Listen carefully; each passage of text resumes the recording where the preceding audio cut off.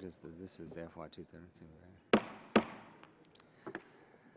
I will call this hearing to order, and the subject of today's hearing is the FY 2013 DOE budget, and we only have one witness today, and that's Secretary Chu, and we appreciate very much your being here with us this morning, Mr. Secretary. We certainly have a lot of questions, and we look forward to your comments as well. And at this time, I'd recognize myself for an opening statement. I would start off by simply saying that I think just about everyone agrees that America's air quality is among the best in the world. And there's no question that the Obama administration is totally focused on transforming the energy delivery system in America. And the reasons given for that are, number one, to make the air quality even cleaner, and number two, Ms. Jackson and others frequently talk about regulations create more jobs. And I might also say that I've never ever seen an administration go after one industry the way this administration is going after the coal industry. President Obama, when he was campaigning, was in San Francisco, and he said they can build coal plants, but they'll go bankrupt. And even you've made comments about how bad coal is, and many other people in the administration, and you know that's fine. That's your all's views, and many of us disagree with that. And from looking at the budget that you've proposed, you're asking for an increase, I guess, about $856 million. And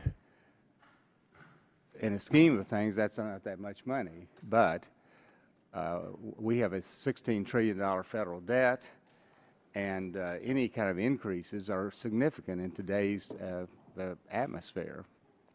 And when I look at that budget, when I read that budget, it appears to me that America is moving as fast as it can to adopt the European model for energy production.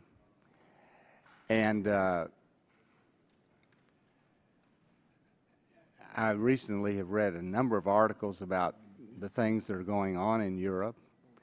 We know that in Spain they place great emphasis on wind energy. They have an unemployment rate of 22%. There was the study from Juan Carlos University that talked about for every green job created, there was a loss of 2 jobs in traditional industries. And one of the things that I find most disturbing about this, it looks like EPA is setting the energy policy for America. Now, the most comprehensive regulation coming out of EPA relates to utility MACT. And Ms. Jackson has never been able to give us a total cost. In fact, no one's been able to give us a total cost. Outside experts have testified that it would be up to $90 billion. But EPA said that they could expect to close maybe 14 gigawatts of coal plants, and even NERC is saying that it'll be more like 36 or 59 gigawatts. And NERC has also, in a November report, indicated that reliability is going to be a serious issue. And yet, whether it's in transportation or it's in electricity production, this administration is totally moving to, on the transportation side, provide all sorts of grants and loan guarantees to technologies, many of which have not proven to be able to deliver. Solyndra. We've got Fisker is not going to open up the Delaware plant. We've got A123 battery systems that are closing, that are reducing their employment. And my time is running out here, but I was just reading some of the headlines in Europe. EU faces 20 years of rising energy bills. Wind and solar subsidies drying up in Europe. Wind turbines in Europe do nothing for emission reduction goals. Germany's rising cost of going green. Czech electricity grid company ready to block German wind power. And so my whole point is that this administration is moving so fast and so determined to transform the energy sector in America that I don't think they're giving adequate consideration to the consequences of that. So that's what I'm, as one individual representing 700,000 people, am most concerned about. And my time has expired, so at this time I'd like to recognize Mr. Rush for his 5-minute opening statement. Thank you, Mr. Chairman, and thank you, Mr. Secretary, for being here. Mr. Secretary, it's always a pleasure to have you appear before this subcommittee. And I want to take a moment just to commend you for your knowledge, your expertise, and your leadership in directing this important agency at such a critical time in our nation's history. As you know, high gasoline prices are on the minds of every American, my constituents, and others are concerned about these high gas prices. And although we all understand that fuel prices are influenced by a variety of geopolitical factors, to hear my Republican colleagues tell it, it's the president and his energy policies that are contributing enormously to these sky-high prices. And of course, Mr. Secretary, you and I will agree that it does not explain, their position does not explain why gas prices skyrocketed from just over $1.50 a gallon in 2001 when President Bush took office to just under $4 a gallon in the spring of 2008 before the Bush recession took our economy over the cliff. But this is, that's an argument for another time. I won't belabor that at this moment. Mr. Secretary, as the person who has the Energy Department, I would like to hear your thoughts on how the Obama administration's policies have helped the American consumers through fuel efficiency measures, the promotion of renewable sources of energy, and other forward-thinking policies that are necessary to move America forward and to wean us off of imported oil. I would like also to get your comments on the record regarding the levels of fuel consumption, importation of foreign oil, and oil and gas production during the Obama administration.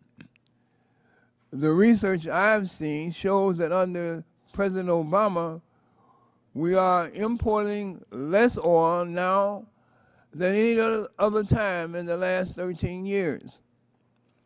Research also shows that we are producing more oil now domestically than we were at any time in the last 8 years. In fact, since President Obama opened up millions of new acres of oil for oil and gas exploration, the U.S. now has more working oil and gas rigs than the rest of the world combined. Additionally, your agency recently reported that the average fuel demand has actually dropped 6.7% as compared to the same time last year. Yet, despite all of these facts, gas prices have continued to climb much faster and far earlier than in previous years. And of course, my friends on the other side, those who want to blame the president and those who have got a keen eye, a sharp eye toward the November 2012 elections, are using this as a way to make political hay against the administration's policies. as you will hear repeated time and time and time again, the constant refrain of those who are on the other side will be pointing the finger at the president and solely at the president. Mr. Secretary, again, I want to welcome you today, and I look forward to your testimony. I look forward to you setting the record straight. Finally, I hope, setting the record straight, but I'm not too confident that even though you were setting the record straight, that it will remain straight. Your comments in the past, as they have been, will be distorted, taken out of context, and used for political mileage and political verbiage and used for political gain. But please inform the American people of the true benefits of having an energy policy that is forward-looking and will help us plan ahead for the future. So the Congress will not have this same finger-pointing debate 10, 20, or 30 years down the road. Thank you, Mr. Secretary, and I yield back the balance of my time. Thank you. At this time, I recognize the Chairman of the full committee, Mr. Upton of Michigan, for 5 minutes. Well, thank you, Mr. Chairman, and Mr. Secretary, welcome. Today's hearing on the Department of Energy's fiscal year 2013 budget comes at a very critical time for energy policy in the country for sure. Gasoline prices continue their march toward and probably past $4 a gallon.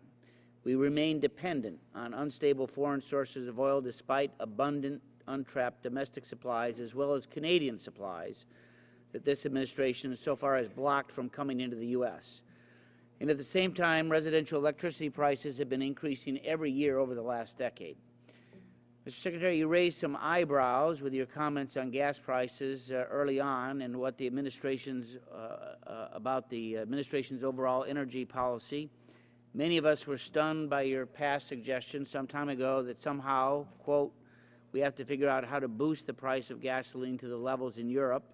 And more recently, last week, you were asked whether your overall goal was to lower gasoline prices, and your answer was no. You said that the goal was to decrease dependency on oil, a long-term goal for sure, which means we're not necessarily focused on reducing prices for families and small businesses that are struggling today. Increased energy prices mean that energy households are spending a greater percentage of their income on energy costs, leaving them with less money for food, health care, education, other basic necessities. So what has the President done to help us? Well, he twice rejected the Keystone Pipeline project and the job creation and secure energy supplies that it would deliver. His solution to higher gas price appears to certainly threaten our emergency oil supplies by tapping SPRO rather than opening more federal lands to domestic energy development. And instead of eliminating regulatory red tape, he's imposed costly new regs on our power sector that certainly is going to drive up the electricity prices. He recently did begin to brag about that he supports an all-of-the-above energy policy, but these actions look like a policy of nothing from below. Oil production opportunities remain blocked, layers of new federal regs contemplated for natural gas development, costly rules designed to squeeze out coal, and the saga of Yucca Mountain, halting development of a long-term repository and raising questions about our long-term nuclear prospects. So the President's proposed FY13 budget for DOE is not all of the above. Rather, it seeks to transform energy portfolio based on unproven and more expensive alternatives. Certainly, his budget proposes to slash funding for proven energy resources such as coal, nuclear, hydro, while significantly increasing funding for high-cost, high-risk energy alternatives. And although many of us do support alternative energy sources, they're laudable goals, there is a place for research for sure, but the questions that are placed as to whether or not they really produce a healthy overall economy. So we welcome your testimony today. We look forward to your answers, and I yield the balance of my time to Mr. Barton. Thank you, Mr. Chairman. And Secretary, it's always good to see you. We'd love to have you come before us give us your views on the state of the Department of Energy. Today we're going to talk about DOE's budget. We saw that the total budget request by the President was a little over $27 billion, and just coincidentally I saw that overall the Obama administration last year spent over $24 billion on alternative energy projects. It's obvious that some of that money hasn't been too well spent. I continue to be concerned about Solyndra. I continue to believe that that project has been mismanaged by your department. I am going to ask you some questions when I'm allowed to. What changes, if any, have been made in the management of the loan guarantee program? It's obvious that mistakes have been made, and I think some laws have been violated with regards to the subordination situation. But I would hope that you'll be able to tell me that things are being corrected and those practices of the past won't happen again. But we're always glad to see you, sir, and we look forward to your answers. I would yield to whoever I'm supposed to. If not, I'll yield back to the chairman. Gentleman yields back. This time I'd like to recognize the gentleman from California, Mr. Waxman, for a 5-minute opening statement. Thank you, Mr. Chairman and Secretary Chu. We're pleased to see you again at our committee. There are a lot of energy challenges that we're facing, and you're going to be asked about them by members of our committee, but the American people are concerned about high gasoline prices. And I think because of our dependence on oil itself, that is leading us to higher prices in gasoline. Oil is priced at a world market. And so even if we produce more oil in the United States, that's not going to lower the price of gasoline here because we have oil priced based on what the world price is. Canada, for example, should be the utopia the Republicans pray for. In Canada, they produce more oil than they consume, and yet their prices are just as high as ours. And their people are complaining about the high price of gasoline as well. So when we hear Republicans saying, produce more oil, they're doing what the oil companies want, but it's not going to reduce the price of gasoline. Energy economists tell us that Republican plan is not even remotely possible to reduce the price of gasoline. It'll have zero effect on gasoline prices. So we need to face reality, and the reality is that oil prices are determined on a global market, and no matter how much we drill here, our gasoline prices are going to rise if there's a crisis in the Middle East, if there's a fear about disruption from Iran, if there's a labor unrest in Nigeria, if OPEC sees that there's too much oil and they decide to reduce the supply, and the demand is increasing in China and in India. So there's only one way we can protect ourselves from the impacts of rising oil prices, and that's if we reduce our demand for oil. That brings us to another energy challenge that we face. We have to invest in clean energy to diversify and reduce our energy use. We're locked in a competition with China and other countries in the future of clean energy. And if clean energy is our future and we're not investing in that, as House Republicans call us to strike those investments, we are going to lose out on jobs and the future. We have to also confront the enormous challenge of climate change, which threatens our economic strength, our national security, and the health of our citizens. Yet rather than confront this challenge, the Republicans deny the science, and they vote to block all action on climate change. Democrats and Republicans in Congress seem to have two completely different visions of our future.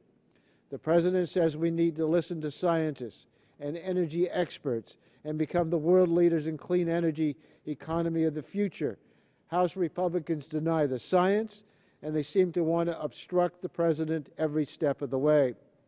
In spite of these constant obstructions and attacks on common sense policy, the administration has made significant advances. The President has acted to cut the emissions of cars and trucks, doubling the fuel efficiency of our fleet. As a result, our energy dependence on oil has declined. The Department of Energy has made significant investments in renewable energy, and we're seeing the results. Even while our economy has struggled during the last 3 years, the solar industry doubled the number of American solar jobs from 46,000 to more than 100,000. U.S. wind industry has added more than 35% of all new generating capacity over the past 4 years, second only to natural gas. The percentage of those wind components manufactured in the U.S. has more than doubled.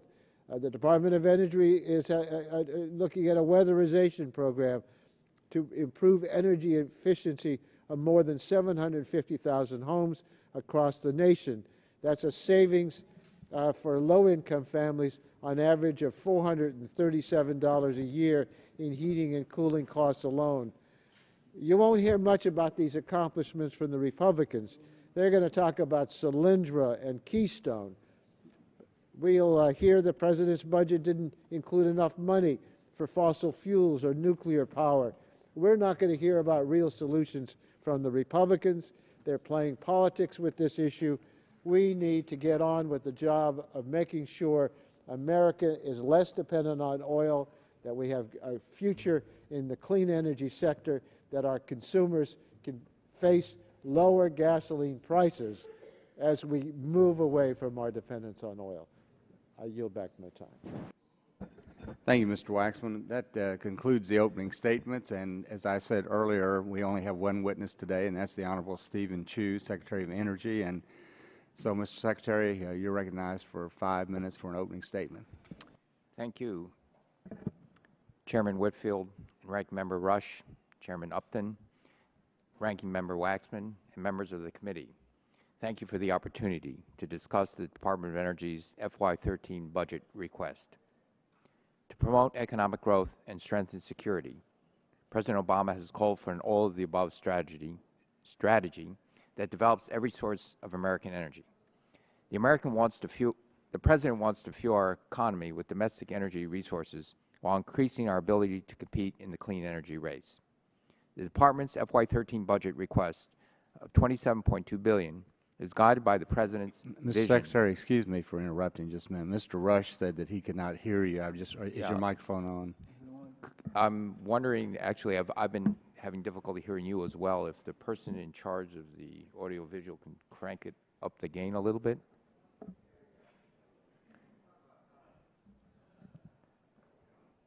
You know, that seems to be better. Yeah. All right. Thank you. Thank you. Okay. To promote economic growth and strengthen security, President Obama has called for the all-above strategy that develops every source of American energy. The President wants to fuel our economy with domestic energy resources while increasing our ability to compete in the clean energy race. The Department's FY13 budget request of $27.2 billion is guided by the President's vision, our 2011 strategic plan, on our inaugural quadrennial technology review.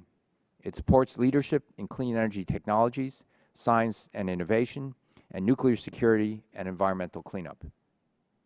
Decades ago, the Energy Department's support helped to develop the technologies that have allowed us to tap into America's abundant shale, gas, and I might add oil resources. Today, our investments can help advance technologies that will unlock the promise of renewable energy and energy efficiency. The budget request invests approximately $4 billion in our energy programs. It advances progress in areas from solar to offshore wind to carbon capture, utilization, and storage to smart grid technologies.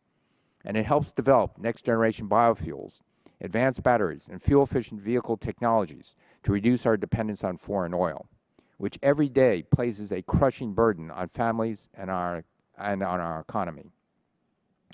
As the President and I have said, there is no silver bullet. What we can and must pursue a serious, long-term, all-of-the-above approach that diversifies our transportation sector, protects consumers from the high gas prices, harnesses American resources, and creates jobs here and at home. That's exactly what this budget does. The budget request also invests $770 million in the nuclear energy program to help develop the next generation of nuclear power technologies, including small modular reactors.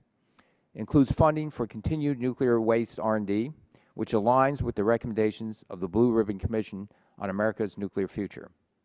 As we move to a sustainable energy future, America's fossil fuel energy resources will continue to play an important role in our energy mix. The budget includes $12 million as part of a $45 million priority R&D initiative by the Departments of Energy, Interior, and EPA to understand and minimize potential environmental, health, and safety impacts of natural gas development through hydraulic fracking. The budget also promotes energy efficiency to help Americans save money by saving energy, and it sponsors R&D on industrial materials and processes to help U.S. manufacturers cut costs. To maximize our energy technology efforts in areas such as batteries, biofuels, electric grid technologies, we're coordinating research and development across our basic and applied research programs and ARPA-E. And to encourage the manufacturing and deployment of clean energy technologies, the President has called for extending proven tax incentives, including the Production Tax Credit, the 1603 program, and Advanced Energy Manufacturing Tax Credit. Competing in the new energy economy requires our country to harness all our resources, including American ingenuity. The budget request includes $5 billion for the Office of Science to support basic research that could lead to new discoveries and help solve energy challenges. It continues to support Energy Frontier Research Centers, which aim to solve specific scientific problems to unlock new clean energy development. It also supports the 5 existing energy innovation hubs and proposes a new hub in electricity systems. Through the hubs, we're bringing together our nation's top scientists and engineers to achieve game-changing energy goals. Additionally, the budget request includes $350 million for ARPA-E to support research projects that could fundamentally transform the ways we use and produce energy. Taken together, our research initiatives will help rev up America's great innovation machine to accelerate energy breakthroughs. In addition to strengthening our economy, the budget request also strengthens our security by providing $11.5 billion for the National Nuclear Security Administration. Finally, the budget requests include $5.7 billion for the Office of Environmental Management to protect public health and the environment by cleaning up radioactive legacy waste from the Manhattan Project and the Cold War. This budget request builds on progress that has been made by the program. By the end of 2011, the program has reduced its geographic footprint by 66%, far exceeding its goal of 40%. The budget request makes strategic investments to promote our prosperity and security. At the same time, we recognize the country's fiscal challenges and are cutting back where we can. We're committed to perform our work efficiently and effectively. Countries around the world recognize the clean energy opportunity and are moving aggressively to lead. This is a race we can win, but we must act with fierce urgency. Thank you, and now pleased to answer your questions. Thank you, Secretary Chu, and I'd recognize myself for 5 minutes of questions. I had mentioned in my opening statement about the Utility Act, which is one of the big regulations coming out of EPA. And the thing that bothers me the most about it is that it was basically explained that the reason we had to do this was primarily for mercury reductions and some acid gas reductions. And whenever Lisa Jackson talked about it or anyone else, they talked about this is the reason, because we are going to save X thousands of people premature death and whatever and whatever and whatever. And yet, in their own documentation, it was very clear that mercury reduction had no significant benefit from Utility Act, that any of the benefits came from double counting reduction in particulate matter. And I would just like to know, were you involved at all in formulating Utility Act or discussing the implications of Utility Act or the benefits of Utility Act? We were involved to the extent that when asked to provide technical information on, for example, potential impacts having to do with the reliability of transmission distribution of energy, we provided that technical information to the EPA. things along those. I remember those especially. That was some of the concerns of the EPA. What plants, what power generating stations? Was there any threat to the delivery system and for the continued reliability of the system? Well, are you concerned that EPA had estimated that there would be a 14 gigawatt reduction in coal production of electricity, and NERC is saying there will be more in the neighborhood of 36 to 58 gigawatt reduction, and NERC has also raised issues on reliability. As Secretary of Energy and responsible for reliability and a lot of these issues, does that concern you? Well, when we looked at the, again, in working with, in discussions with NERC and EPA, we looked at the mechanisms and felt that there were procedures and mechanisms in place so that the American public, that, should something occur, because it's not taken on the average, the aggregate, for each particular sector that receives electricity, would the companies be able to supply electricity in a reliable manner? And so we certainly worked with those agencies to say that there were mechanisms in place to respond should something occur. So you don't, in the planning. You don't really have any concern about the reliability issue from the information that you have? No, of course we have concern about the reliability. That is one of the very important duties of the Department of Energy. What about this? I am disturbed that I think EPA misled the American people on Utility MAC, because all they ever talked about, and even many of our friends on this side of the aisle, not all of them, but every time there's a public statement, they talk about what the reduction of mercury emissions is going to be. And all of the analysis, all of the data indicates that there's insignificant benefit from mercury reduction.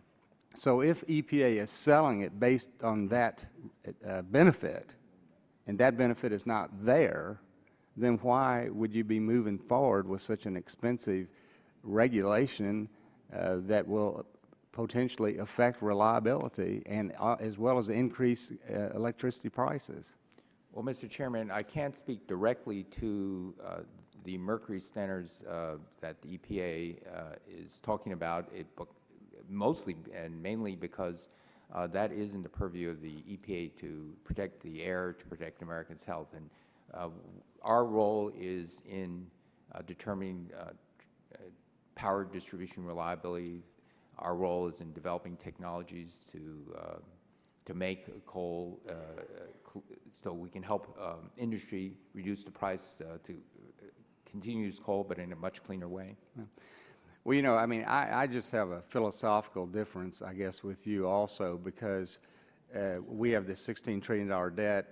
ARPA-E, you're asking for a plus-up of 27% on that. Basically, that's used for very speculative technology. You've asked for a 30% increase on energy efficiency and renewable energy grants. And I was reading a biography of Henry Ford, and when he started Ford Motor Company, he did it all with private investment.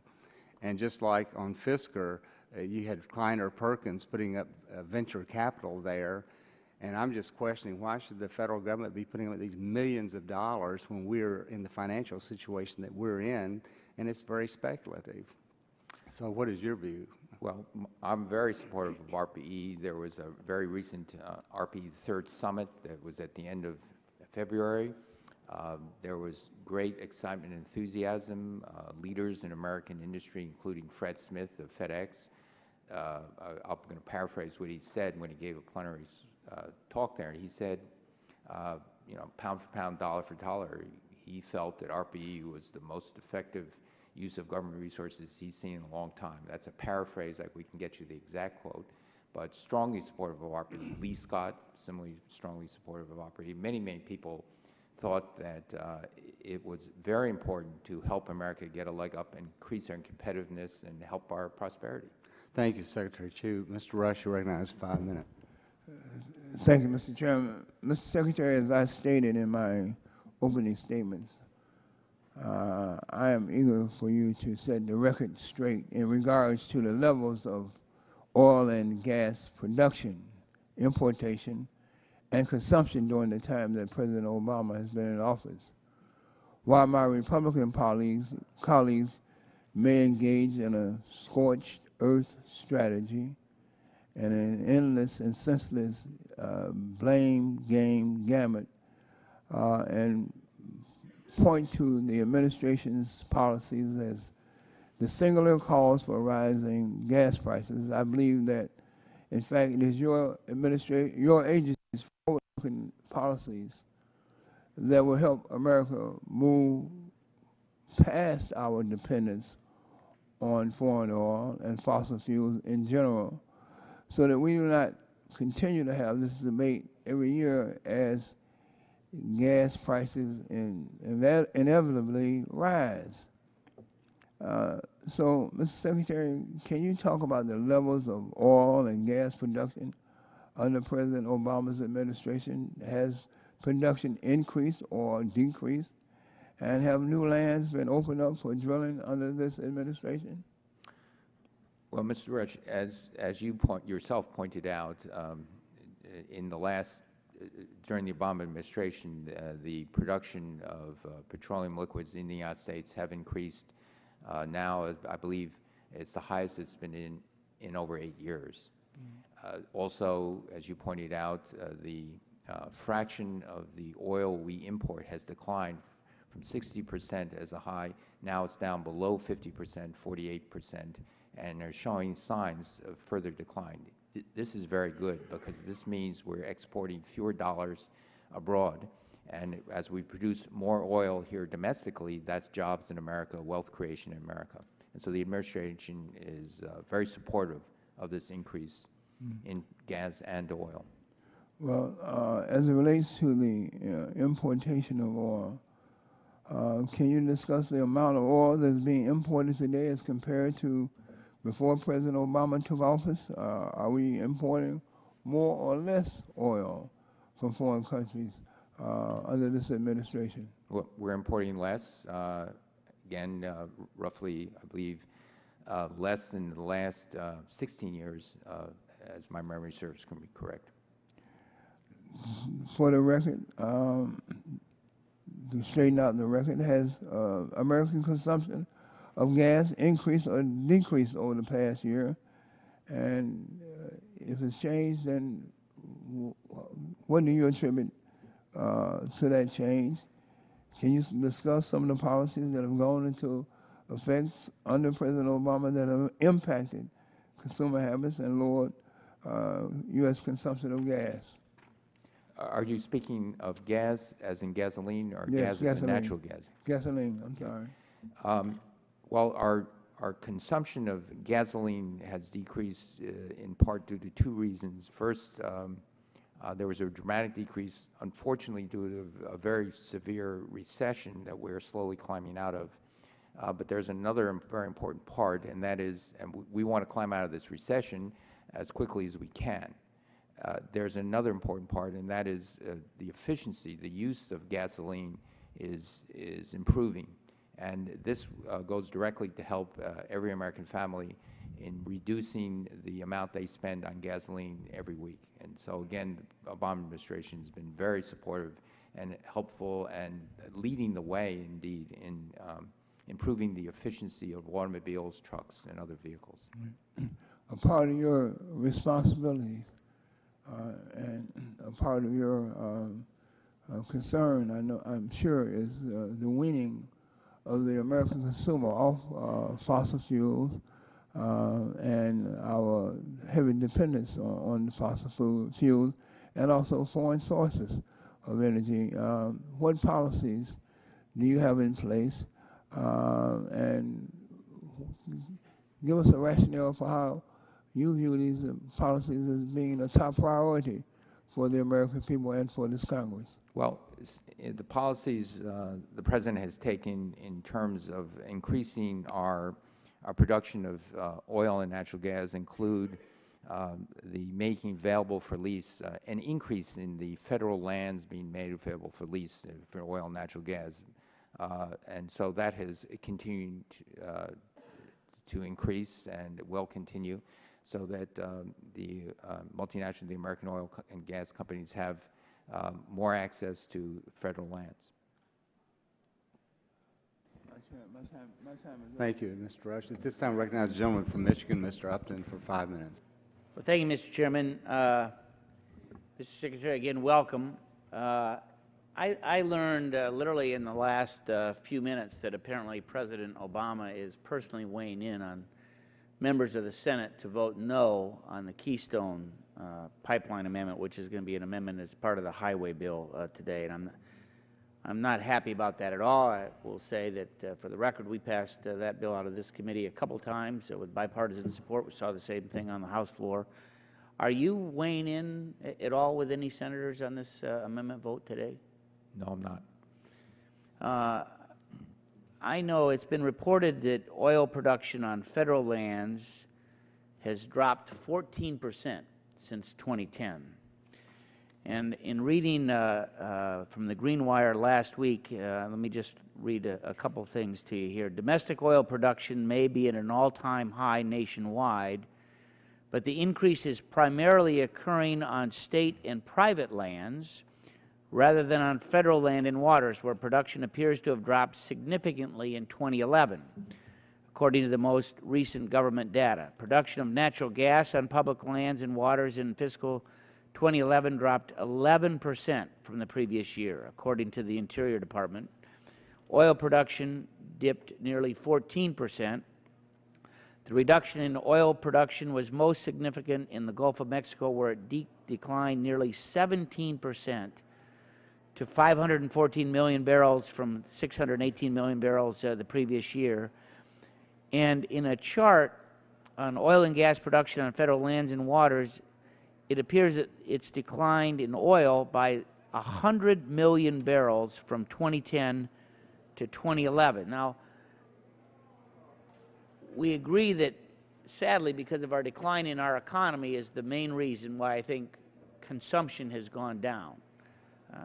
We didn't get the growth, we didn't have the jobs, we had to, I know in my state we had 38 consecutive months of double-digit unemployment. And but as I look at your own EIA, if you look out the next couple of decades, your department says that we will be using the same amount of gasoline in 2030 as we are now.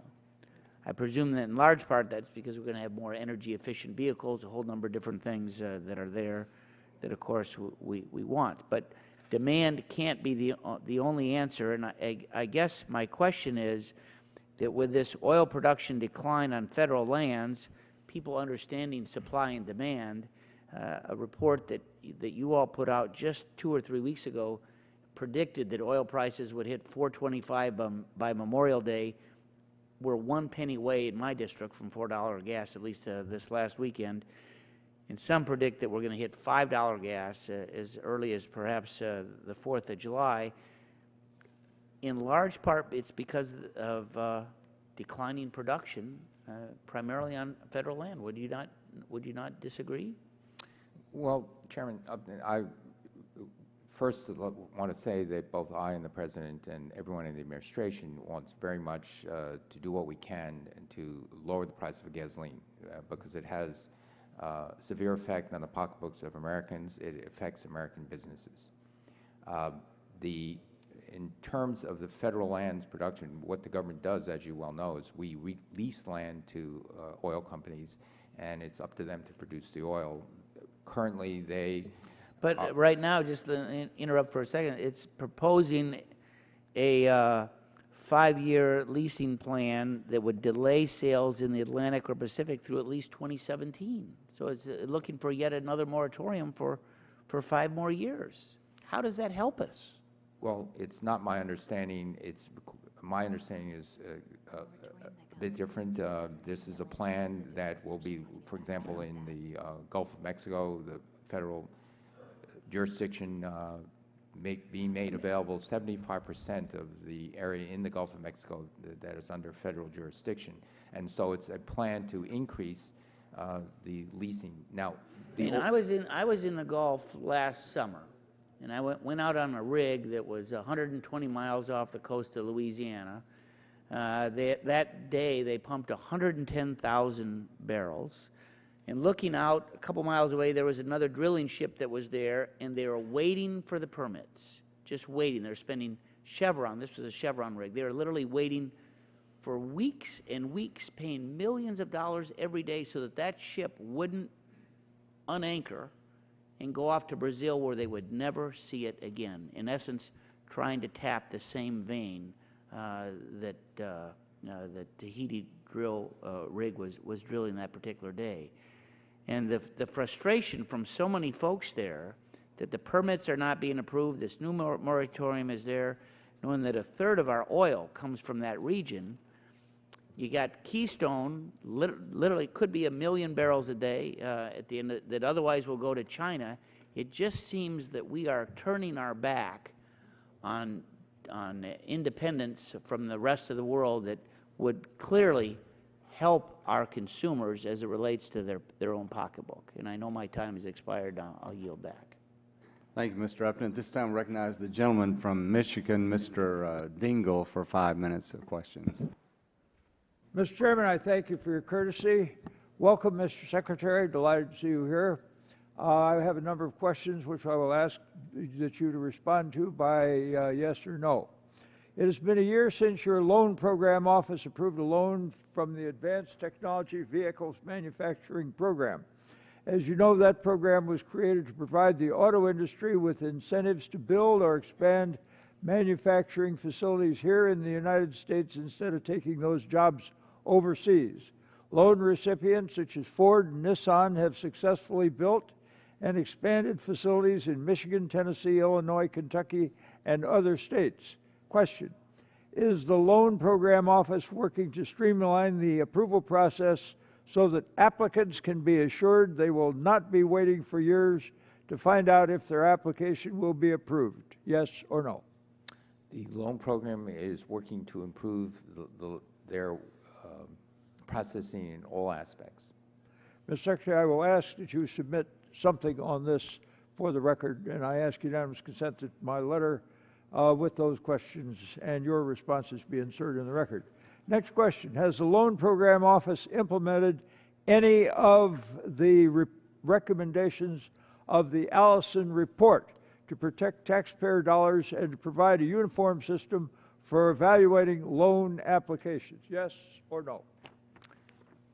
We have actually begun to change over the past year and a half many of the things that the Allison report discusses. So we internally have been doing that, and we are reviewing all the things that the committee did. It's very valuable concentration, and we'll continue to improve our loan program. Now, Mr. Secretary, I'm very much concerned about this. The lack of funding for the Facility for Rare Isotope Beams, or FRIB, within the nuclear physics program. I'm told that the funds allocated for that program in fiscal year 2013 budget are not enough for them to start construction in this year. As of now, the program and the project is on time and under budget. Furthermore, the facility will generate 5,000 construction jobs, 400 permanent scientific positions, and have a $1 billion economic impact. I noticed that in other programs within the Office of Science, the President is proposing to increase funding for scientific projects overseas. I believe that we should first ensure that we're meeting our project obligations here at home before sending our money and scientists abroad. Do you agree with that? We are very supportive of IFRIB. We've asked for $22 million to continue this project going forward, and we hope that Congress votes and appropriates that money. And so we want this project to continue and going forward. With regard to this other project you spoke about, it's in a different part of physics, but the thing I do want to point out, it's an international collaboration, but 80% of the funds will be spent in the United States, both in national laboratories, universities, and in industries in the U.S. Now, Mr. Secretary, your department has already invested $50 million in FRIB project. I am concerned about the progress at FRIB. What is the commitment that the department makes with regard to FRIB? Are we going to let it sort of strangle on the vine, or are we going to see to it that it continues to be funded, even though this year we have not given them enough to commence the construction? Well, sir, as I said, we think that FRIB is a worthy project. We've asked for continued funding, and we hope that Congress allows us to have that funding, that we can keep this project going forward. Now, Mr. Secretary, you know I have great affection and respect for you, but you can't lay this one off on Congress. I'm talking about what the budget does and not what the Congress might do. Now, Mr. Secretary, FRIB will have national security implications and applications such as studying the detection of a nuclear weapon or a dirty bomb detonation. I do not believe that we can pursue these types of national security opportunities and applications at facilities overseas. Doesn't that tell us that we should put our money here locally rather than giving it to other countries to do this kind of critical research and programs that will have such a significant impact upon our national security? The funds, as I said, the lion's share of the funds for ITER, this International Fusion Project, will be spent in the United States, but the Department of Energy agrees, as the other ITER partners, that this is a very important experiment that could perhaps unlock fusion energy for the future. Again, Mr. Secretary, with great affection and respect, we're going to spend some money in the United States. We're going to build a facility abroad, and the work and the benefits that will be achieved from this will be spent abroad and will strengthen foreign scientific applications as opposed to Americans. I find this distressing. I thank you for being here. I will follow this up with a letter indicating further distress to you, Mr. Secretary. Thank you for your presence. This time recognize gentleman from Texas, Mr. Barton, for 5 minutes. Thank you, Mr. Chairman. And again, thank you, Mr. Secretary, for being here. In my opening statement, I referenced the alternative energy budget and specifically said concerns about the loan guarantee program. As you know, we continue to have an ongoing investigation with regards to Solyndra. At the last hearing that you attended, I believe, with the focus was on Solyndra, you were very supportive of the way the loan guarantee program had been managed, but I think you did indicate that there might be some changes forthcoming. Have there been changes in the way you and your department have managed the loan guarantee program for alternative energy, and if so, could you tell us what those are? Yes, sir. There were changes. Let me give you a few examples. We know that sometimes the ecosystem, the economics of a particular industry, for example, in the case of Solyndra, solar photovoltaics, can change very rapidly. 40% decline in the price of solar modules, essentially a commodity in 1 year, 75–80% decline in 3 years. And one of the things we now do on a weekly basis is we look very, very closely at changing market conditions. We established a risk committee that includes people both within the loan program and outside the loan program, subject matter experts in the Department of Energy. Also, I now have a special advisor on financial matters that looks very closely at this, as again, an independent set of eyes to make sure that we monitor closely before future disbursements all the things that could affect the loan, including things outside the control of an individual company, like this very rapidly declining prices. Concerning this independent advisor you just referenced, has he prepared, and if so, could you present to the committee for our review a list of the additional loan guarantees and the status of those, and what, if any, of those might be in danger of following Solyndra and defaulting and going into bankruptcy? Well- I know that at least one other has since Solyndra, and I'm told that there are a number of others that are on the problem list. Well, there are companies, again, as I said, which we watch very closely because of a wide range of issues. We also have to respect the confidentiality of any of the people that we've made loans to or commitments to make loans to. So Well, could the- you we do- would. how about how many loans are on the, what I think you call the watch list?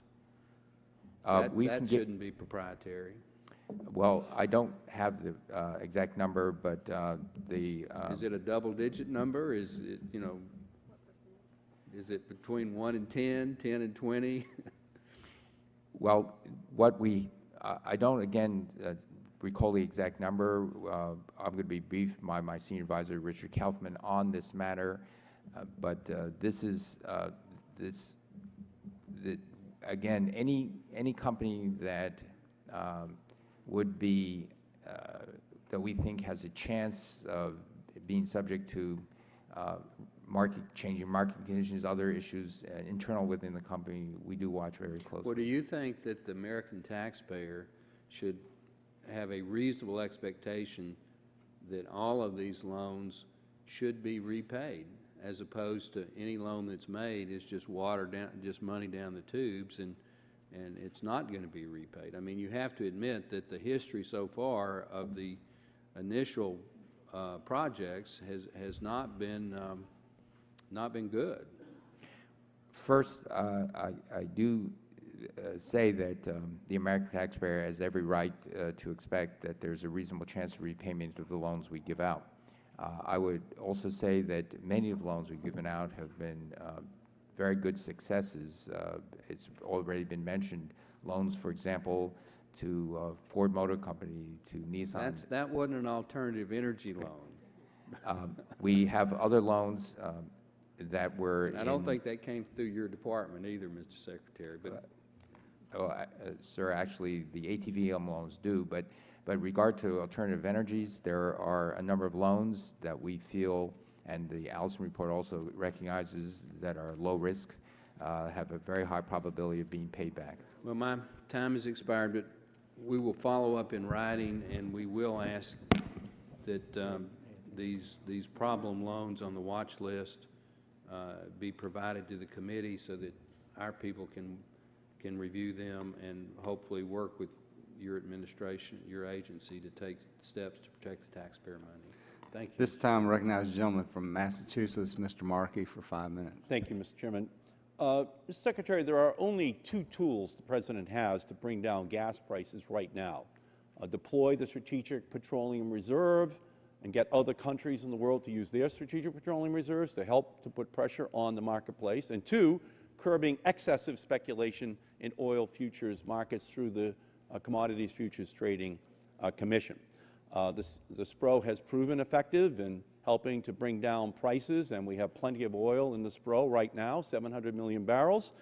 You have said, Mr. Secretary, deploying SPRO is on the table as an option. Senator Geithner, Secretary Salazar have said the same thing, that you've got it on the table. Now, the oil companies and the Republicans, they oppose deploying the SPRO. But their oil above all policy doesn't help drivers right now. None of this oil they're talking about is coming online this year. And people are looking for relief at the pump right now. So, Mr. Secretary, Senators Vitter, Hoeven, Lugar, Crapo, and Thune have introduced legislation that would prevent the President from deploying any oil from the Strategic Petroleum Reserve until he approves the Keystone XL pipeline permit. Do you believe, Mr. Secretary, that the authority of the President to deploy the Strategic Petroleum Reserve should depend on the permitting of the Keystone pipeline, even if Iran cuts off the Strait of Hormuz and blocks 20% of the world oil supply? No, I don't. Do you believe that it makes any sense to say to our young men and women that we export over into the Middle East to protect this supply of oil, that we are not going to use the weapon we have here in the United States, the Strategic Petroleum Reserve, in order to keep the price of oil low and not allow Iran to threaten us unnecessarily? Well, as you noted, the administration has said repeatedly that the Strategic Petroleum Reserve is on the table, but it's a very complex issue. Right, but it would be a bad idea, would it not, to strip the President of his authority to use it unless he approved the Keystone Pipeline? I agree. Thank you. Now, on the CFTC, the Republicans have a bill that's come out of Agriculture Committee and come out of the Financial Services Committee that would stop all rulemakings that give the CFTC the authority on speculation, on margins, on position limits, on gouging, on protecting the public in the futures oil market, where so much of this is just speculation being driven up, driving up the price of oil. Do you think it's a bad idea to strip the CFTC legislatively of their authority to be able to protect against gouging in the marketplace? Well, no one would be in favor of gouging. The Republicans believe you don't need the rulemakings at the CFTC. Are they right or wrong, Mr. Secretary? Everyone is very concerned. No, everyone is not concerned, Mr. Secretary. The Republicans want to strip out the authority of the CFTC to go against manipulation, to go against, to deal with these margin issues, to deal with the position limits. Is that a bad idea? Well, as I said, if you please let me finish, everyone is concerned about speculation unnecessarily driving the price of oil up. This is why the administration, and one of the things that can counter speculation is more transparent information, and this is why the administration is very focused on that. We need the SPRO, and we need the administration to have the authority to be able to crack down on the speculation, make sure there's more transparency and no game playing. And I will also say that there is a proposal out there to create an international natural gas market. Right now, you know, Mr. Secretary, there is no international natural gas market. The price of natural gas in China is 6 to 7 times higher than in the United States. It's 3 times higher in Europe than it is in the United States. That's leading to a boom in manufacturing in our country. It's really leading to all new planning on natural gas vehicles because the price is so low, and many utilities are really contemplating a faster switch over from coal over to natural gas. There's an application for 8 new licenses that are before you to export this natural gas, which your own agency says could raise the price upwards of 54%. I urge you to call a timeout, Mr. Secretary, to make sure that we get this right. You had an assistant secretary that made a statement last week that really disturbed me. I would urge you not to approve these licenses until we put together a plan for the United States on liquefied natural gas exported from our country. Gentleman's time has expired. At this time, I recognize the gentleman from Texas, Dr. Burgess, for 5 minutes. I thank the chairman for the recognition. Yes, Secretary, way back here. Let me ask you, because Mr. Barton was asking you some questions about the loan guarantees at Solyndra. When you came to us in November of last year, it seemed to be news to you that there were postponement of layoffs that occurred at the company, those postponements to take the layoffs past Election Day before they were announced. And you seemed to be surprised that that had in fact occurred. And I think, if I recall correctly, you said you were going to look into that. So can you share with us the results of your investigation, what information you've uncovered as to why those layoffs were postponed past the Election Day? We turned the matter over to the IG, the Department of Energy ID, and they're looking into the matter. And when they tell us what they find, we could share that with you. Well, I pray that you do. But so far, have you identified any of your staff at Department of Energy that were involved in making that decision? No, as I said, we turned the matter over to the IG, and so that it's an independent look at what happened. Have you yourself been interviewed by the Inspector General on this issue? No, I have not. Have you been informed that that's likely to happen? No, I have not. Are you willing to talk to the Inspector General about this? I've always cooperated with the IG. Let me ask you a question about the Allison report, and Congressman Barton was asking about the watch list. Can I just ask you, and I respect the fact that you're concerned about some proprietary issues, but would you provide to the committee or committee staff this watch list, provide the copy of the list to the committee? Well, actually, I was slipped a note and I misread it. It appears as though the committee staff, this committee staff, will be getting a briefing from Richard Kaufman, my special advisor, next week on this, on the loan program and the Allison. Is that the full committee staff or just the Democratic staff? I think it's the committee staff, the full committee staff. May I ask, as a member of the committee, then, that you would have your guys bring that list to that briefing? Well, we will do what we can, but again, we're going to give you a briefing. We need your commitment, sir, that we will be able to see that list, because it is important as far as congressional oversight on this process going forward. Well, as I we said, can all be criticized about the way things have been handled so far. I'd like to be able to stop the bleeding at some point. So let me just ask you for your commitment to make that list available to the staff. We have to look at, again, we don't want to violate the company confidentialities. The dynamics of what happens to these companies changes very rapidly, and so it's again part of our loan risk. If I may, sir, the taxpayer has taken a pretty bad hit on this, and while I want the companies to do well, I think at some point we may have to put the taxpayers' needs and wants ahead of those of the companies. Again, I cannot see a reason why you could not bring that list, and I, for one, as a committee member, am going to be expecting you to bring that list. Let me ask you a question. You had, the Chief Financial Officer of your department, Department of Energy, had produced a report on uncosted balances in 2010, and just in the purpose and the background notes at the beginning of this report, it said your approach was developed in '96 in response to GAO criticism that the department did not have a standard effective approach for identifying excess carryover balances that might be available to reduce future budget requests. To address this concern, you established percentage thresholds. So where are we with that? Are you prepared to produce for this committee those numbers on that met that percentage threshold that might be available to offset the numbers you're requesting in your budget? Yes, we've been working very aggressively at reducing these uncosted balances in the last several years. Well, the GAO estimated that this current fiscal year it's in excess of $680 million from carryover programs.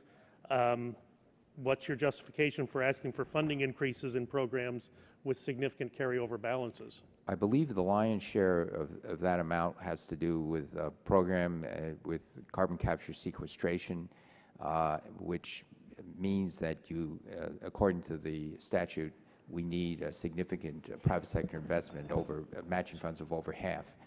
And some of that has not materialized because if we have an uncosted balance because the private sector doesn't want to co-invest, there's not much we can do about that.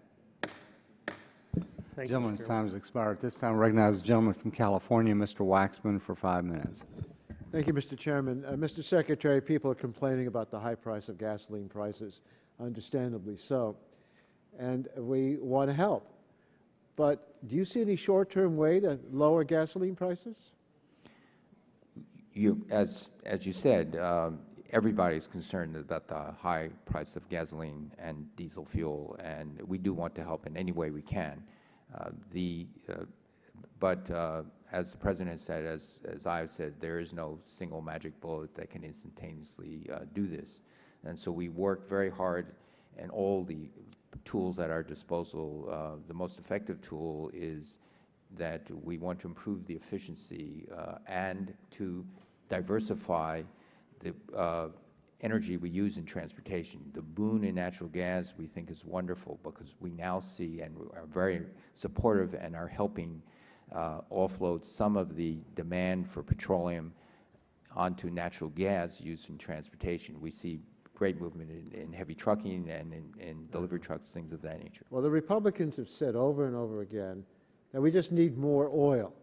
If we had more oil, we wouldn't have this problem. And then, of course, they go on to say it's the President's fault we don't have more oil, when the reality is we're producing more oil in the United States than ever before, and we're using less because of the greater efficiency in the automobiles. So if we had more oil, and the oil is priced at the world price, would that lower the world price? Well, the price of oil is very, very complex. It is certainly driven by supply and demand. It is also affected by uncertainty in the Middle East and several Well, occasions. if we produce more oil and OPEC decides to produce less, that won't help us. That'll hurt us. If we produce more oil and more oil is being demanded by China and India, the world is going to divert oil there as well. I mentioned in my comments earlier that Canada produces more oil than they use, and yet they're paying the same price for gasoline that we're paying. So it seems to me, and you made this point, that we've got to look beyond just producing more oil. We've got to look at using less oil.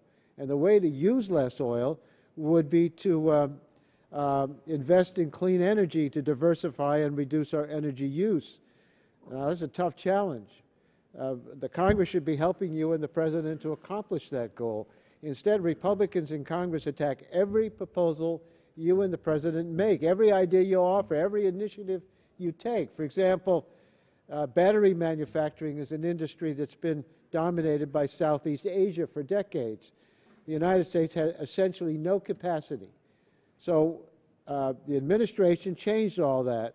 And the way I understand you changed it is to use the Recovery Act to incentivize the development of manufacturing supply chain for vehicle batteries. And here in the United States, we have a domestic production of the Chevy Volt, an innovative, award-winning plug-in hybrid electric vehicles. But the Republicans seem to be rooting for failure. They're attacking GM on this groundbreaking product. Does it make sense for us to be rooting against American manufacturing at a time like this? No, of course not. We should all be rooting for very innovative products that could be sold worldwide, that would show industrial leadership and great wealth. That makes just some common sense.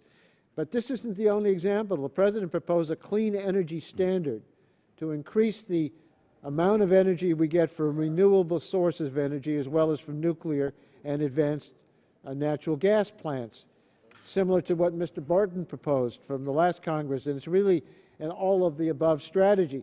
But the Republicans don't even want to discuss this idea. The President proposed to eliminate unnecessary subsidies for the oil industry. Last year, the top 5 oil companies made $137 billion in profits. The price of oil is over $100 a barrel. With oil at such a high price, do we need to be giving out $4 billion in tax breaks for oil companies each year to have an incentive for them to drill more oil? Can you explain that to me? I don't believe the oil industry is doing very well financially, and they have a lot of incentive.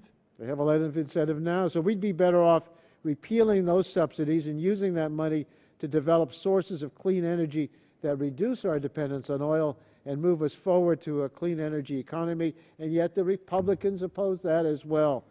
I think the President's on the right track. I appreciate what he has been doing, even though Congress tries to frustrate him, and I applaud his statements about how we need to move forward in this regard. This time I recognize the gentleman from Illinois, Mr. Shimkus, for 5 minutes. Thank you, Mr. Chairman. Welcome, Secretary Chu. I love following my friend, Mr. Waxman, because for us to move in the clean energy world, we have to pay for that. Isn't it true, Secretary Chu, that you espouse European gas prices for the United States? I mean, briefly, yes or no? How are you quoted saying that it would be good for us to have European gas prices? At no time when I was Secretary of Energy have I ever said. Okay, prior to? Prior to that, I was. The answer is, we all know the answer is yes, and obviously that's to move to a clean energy future based upon Americans paying more at the pump, which is the desire and the goal of this administration. I didn't want to go in that direction, but my friend from California empowered me to go. Let me move to. Well, no, reclaiming my time. I've got to go to. Give him time to answer your questions. I would like to reclaim my time. Mr. Secretary, if the D.C. Circuit rules against the DOE in pending Yucca Mountain litigation, will the Department abide by that ruling? Yes, it will. If the federal court orders you to pursue the Yucca application at NRC, do you have the staff to pursue it? If the federal court orders to do so, we will do so. Describe the funds that could be made available from the prior years to pursue the application. That I would This would include any carryover funds that were made available until expended, any unobligated balances from prior year's funds that may have been obligated but not spent and therefore subject to redirection. I would have to get back to you on the details. Would you do that for me, please? Thank you. As you hopefully know, this past Tuesday, the Board of County of Commissioners from Nye County, Nevada, unanimously sent you a letter notifying you of their consent to host the proposed repository at Yucca Mountain and requesting that you initiate the cooperative negotiations process recommended by the President's Blue Ribbon Commission. And I'd like to submit that, Mr. Chairman, for the record. Without objection. And will you meet with Nye County to initiate a cooperative negotiated process?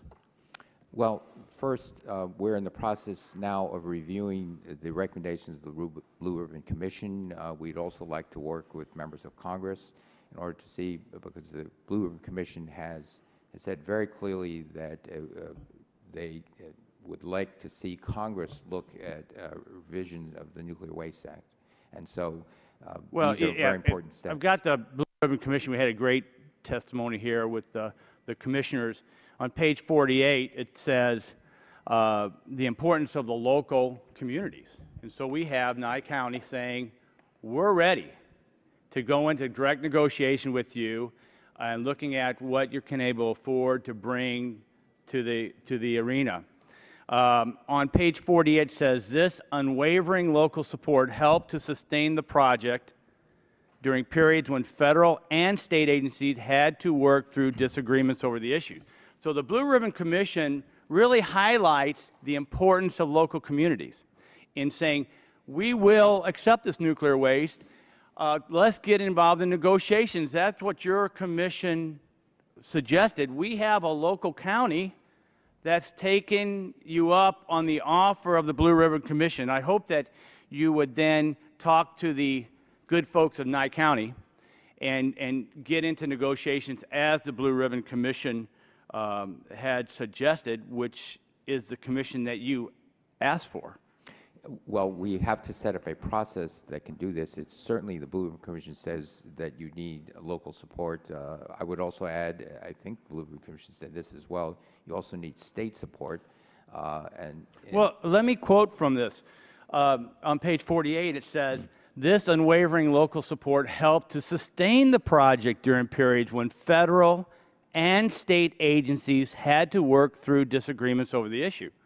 So the Blue Ribbon Commission said, Norway, Finland, Spain, local communities, very helpful in working through the disagreements from the states or the national government. I think that we have a local community that's fulfilling the intent as identified by the Blue Ribbon Commission. I would think that the Department of Energy would welcome that because the Blue Ribbon Commission said two things, right? It said that we're not disregarding Yucca. We have so much nuclear waste, we need a second long-term geological repository. Right. That's what it said. They did say that, and we welcome a local community support. So you'll welcome Nye County when they come visit with you? May I Yes, very briefly answer? Again, I think we need to set up a procedure so that we can deal with this thing as rapidly as possible. And so I would hope you'd consider Nye County. The gentleman from Texas, Mr. Green's recognized for 5 minutes. Thank you, Mr. Chairman, and I regret our ranking member from California on our side is not here because I know this is not Ways and Means Committee, but I know California benefits from the high-tech industry and motion picture industry, and they've been pretty financially successful, and I don't know if we're going to take away their incentives for producing their products in our country like I hear all the time on oil and gas. I'd like to have those incentives continue. But let me ask you some questions about one specific question. For many years, the Texas Center of Superconductivity at the University of Houston has been doing great work in a field that shows promise. From 1993 to 2011, the federal government financially supported the need for continuing science and development demonstrations in this field to keep the technology leadership in the U.S. and lay the foundation for the growth of well-paying research and manufacturing jobs. Unfortunately, the line item for superconductivity technology funding was eliminated 2 years ago. What is the U.S. government and the DOE doing to maintain that U.S. competitive advantage on superconductor technology that will have a major impact on energy generation, transmission, storage, and in light of the substantial overseas government investment to push technology into commercial products? What is DOE doing with we in Department of Energy, we support research in superconducting technology, primarily in the Office of Science. So we continue to do this. Many of the discoveries made in superconductivity and the understanding is developed in the United States. We think that this has great promise, and we'll continue to support that research.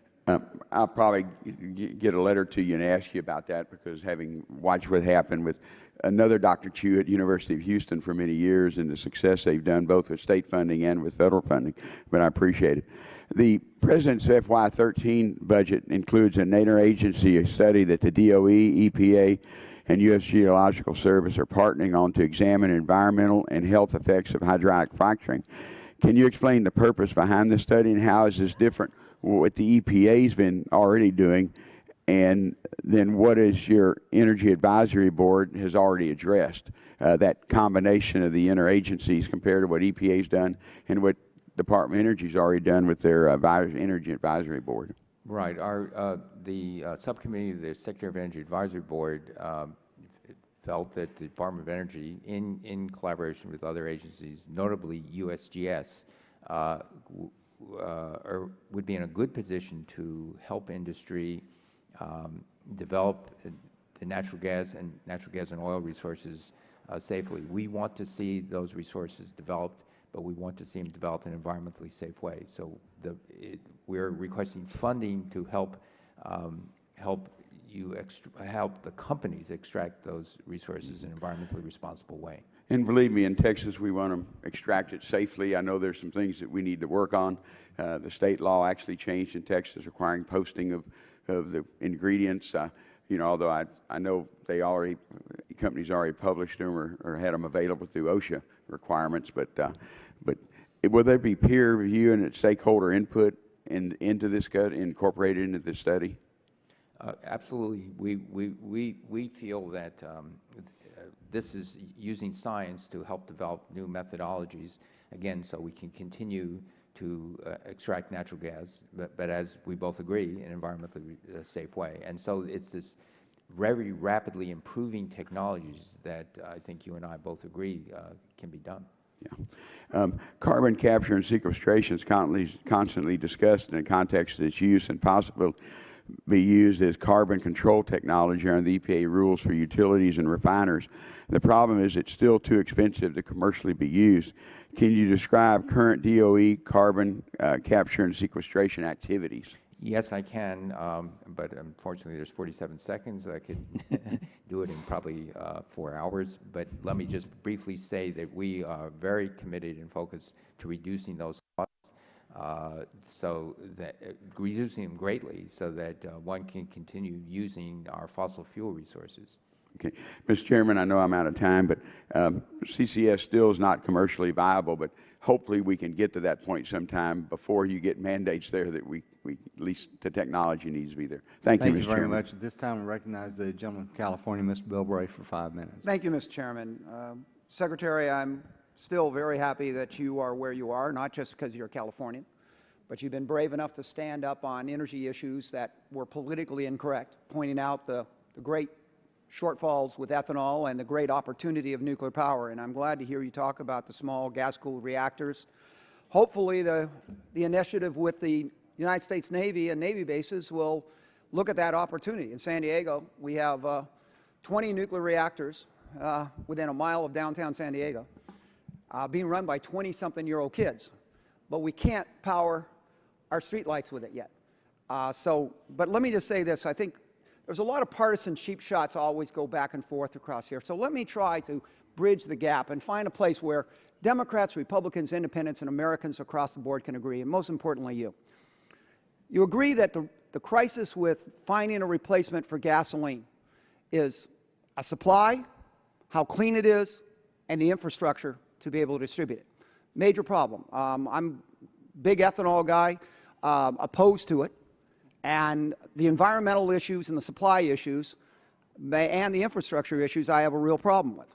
But algae, which I have supported strongly, is very clean, but we don't have supply and won't have supply in a long time, and it is compatible with the infrastructure. But we have natural gas, which we have massive sources of. It is super clean. It is even cleaner than propane, which is permissible under federal law to be used in interior spaces. And the thing we miss out is that 85% of the urban homes in America are plumbed with natural gas. The infrastructure is there.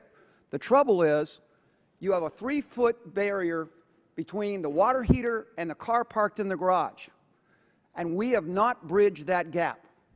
And all of the money we have spent and we're proposing to spend, are you looking at what we're doing for research and development of home dispensing to allow the American consumer, not 20, 30 years from now, but 10 years from now, to be able to say, I don't want to fill up with gasoline. I'm going to plug in my car and fill up with natural gas over the night. What in your budget is committed to bridging that 3-foot gap between the automobile and energy independence in the next decade and the water heater that 85% of city dwellers use today? I'm very glad you asked that question. The programs we have in our budget are in energy efficiency, renewable energy, and also in ARPA-E. Specifically what we're doing about that, and I share your excitement that our abundant natural gas in the United States, which looks to remain at low prices for at least another decade or two, has a great opportunity to help with transportation costs, to reduce the transportation costs. And so what we're specifically doing in terms of the home use is that right now the barrier is beyond that wall. It's the cost of the natural gas tank. Honda Civic Honda sells a Honda Civic a natural gas supply, but that carbon tank is very expensive. So we are specific. You're talking about the tank in the vehicle? In the vehicle. I'm not talking about the tank in the vehicle. I drove a natural gas with that tank in 1992. This is in brain surgery. I'm talking about the home dispensing pump that will be able, within the nighttime, 6 hours, bring the pressure up from the home into the tank of the car. Is there anything in your budget that specifically is addressing an aggressive attitude towards that home dispensing pump, so they can buy it at home, they can get it at their house every night? Yes, there is, but I was taking too long to explain it. So the short answer is the commercially available pump has to be able to pump to 3,500 pounds per square inch, 4,000 pounds per square inch. It's very, very expensive, and after 3,000 equivalent gasoline miles, it has to be refurbished for another couple of $1,000s. So it's like $6,000 for the dispenser, and then after a while, you've got to send it back to the factory. The tank we're trying to develop is something that can allow compression at not 3,500 pounds per square inch, but maybe several hundred pounds per square inch. We know that when you decrease the pressure to that and still have the range, then things become very inexpensive and accessible. And so that's what I was trying to get at. And isn't it true that if we had home dispensing, the big advantage with this is flex fuel? You do not have to have twin systems in the car. The same system that would burn natural gas has the ability to burn regular gasoline with a flip of the switch.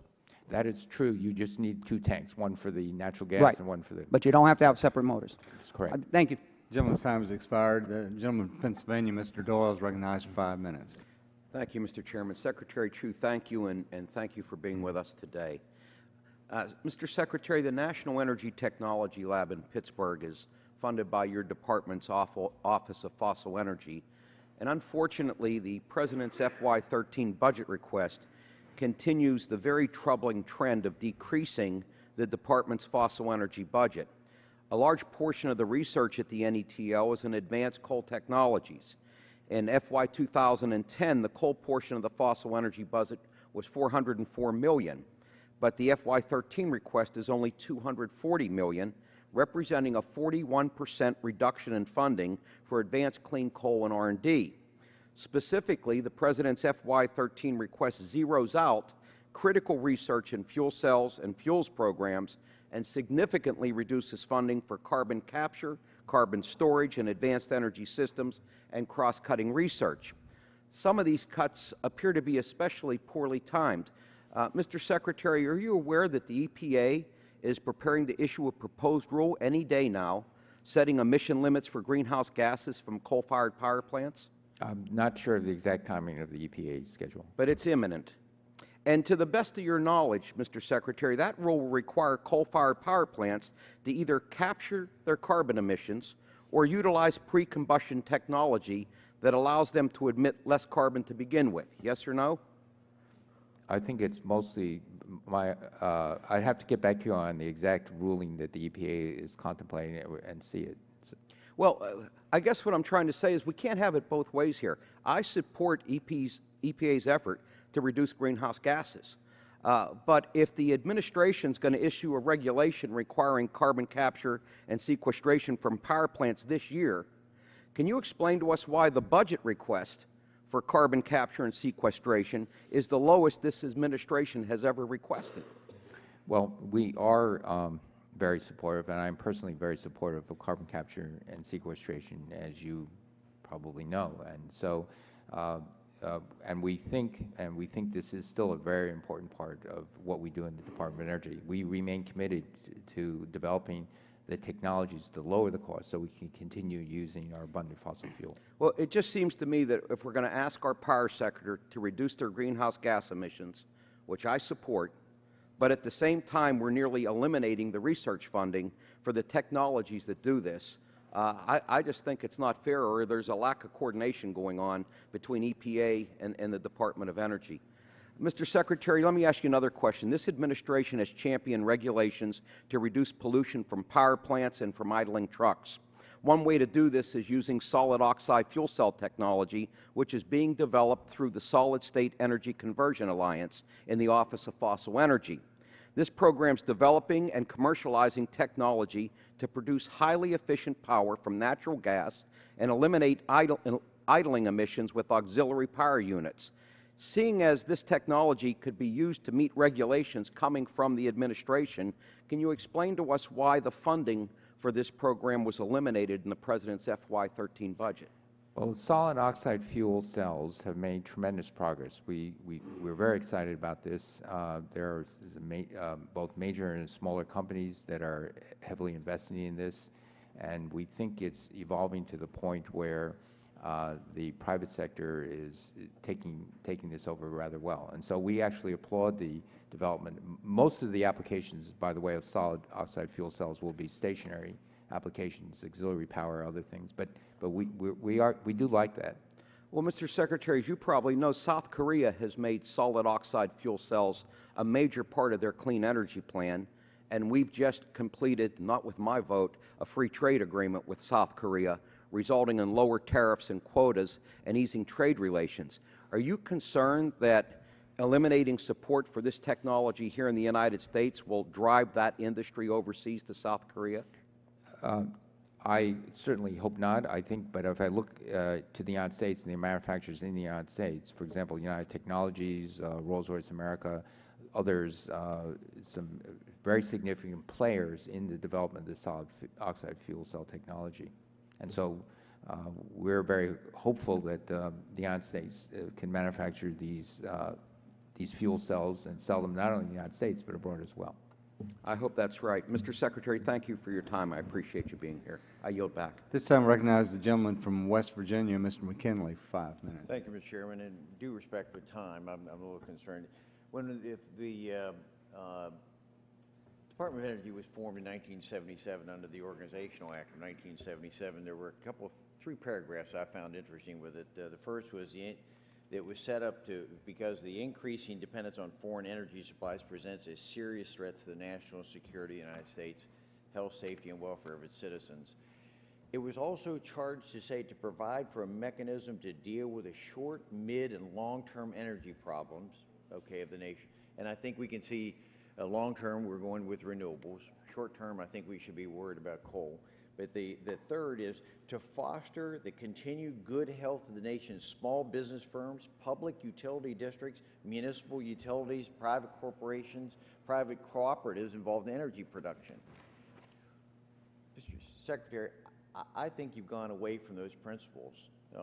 I think you've allowed what we heard earlier with some of the testimony about the use of the EPA, their predictions of their greenhouse gas closures of plants that were talked about here, that there were said that the EPA says only this level. So based on this level compared to all the other national organizations, EPA has been emboldened to continue to drive for greenhouse gas emissions when all the others are saying, if you do that, you're going to see the closures that are occurring like this all across America, that this questioning or challenging the reliability of our energy across America based on that information, I think we ought, I'm concerned that whether or not you have in fact a real interest in reining in a rogue agency that is allowing this kind of activity without based on science and agreeable comprehensive knowledge of how all the other people are looking at it across America. I go back to your remark that you made at Nettle in Pittsburgh, and you said, I want all of the above. I applaud that. I just wish it were back with action, because I'm still going back. I want to go back to your statement that you made back in '07 when you said, coal is my worst nightmare. Coal is my worst nightmare. And we have the comment here from Harry Reid. Coal makes us sick. Oil makes us sick. It's ruining our country. It's ruining our world. Coal and oil, are those the facts? Is that the mindset of why on the short-term goal you've abandoned that and cutting the research money? As Mr. Doyle just said, 41% reduction in spending on R&D and coal. I'm awed. I just can't comprehend where this administration and you and your leadership are with it. With all due respect, Mr. Secretary, I think the DOE and the EPA have become the worst nightmare for the working men and women in our coal fields across America. What you're doing is challenging them, causing them to not know whether tomorrow they're going to have a job. I really do hope you'll go back to the requirements of the DOE and look at the short-term requirements. And those short-term requirements looked at coal and taking care of the families for the life, safety, and welfare of the American public and our national security. Let me try to explain what I said. That was taken out of context, the quote.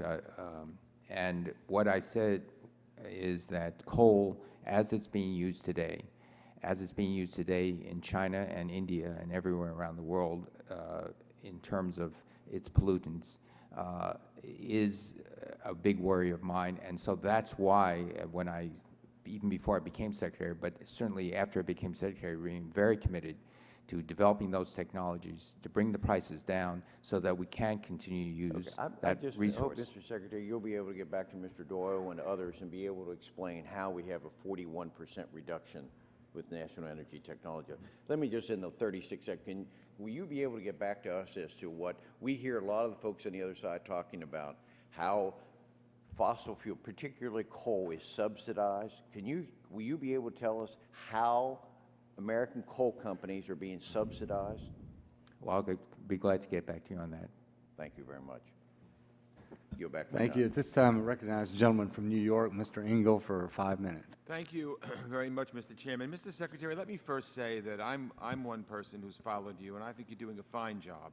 And I think your agency is doing a fine job. And I think there have been a lot of political cheap shots at you, unfortunately, and the administration from the other side of the aisle. And I just don't think that's reflective of the job that you're doing. So I wanted just to say that. I want to also spend the next minute talking to you about an issue that you and I have spoken about in the past, and that's open fuel standard for cars.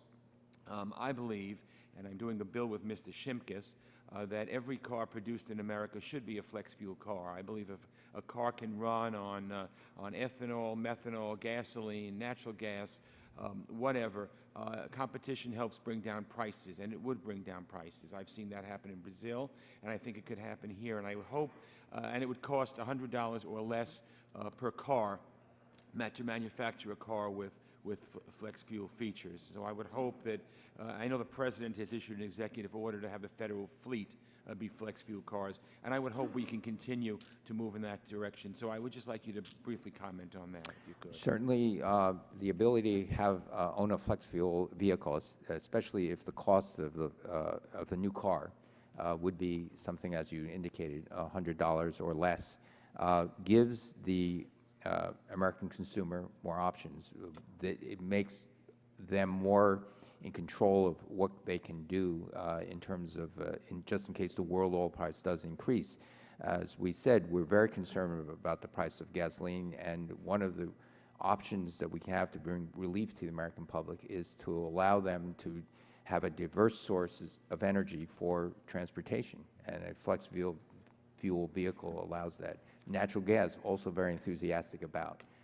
And so the ability to have this conversion, you can fill it up with natural gas, fill it up with higher blends of ethanol, is something that will help American businesses and consumers, families. Thank you very much. I couldn't agree more.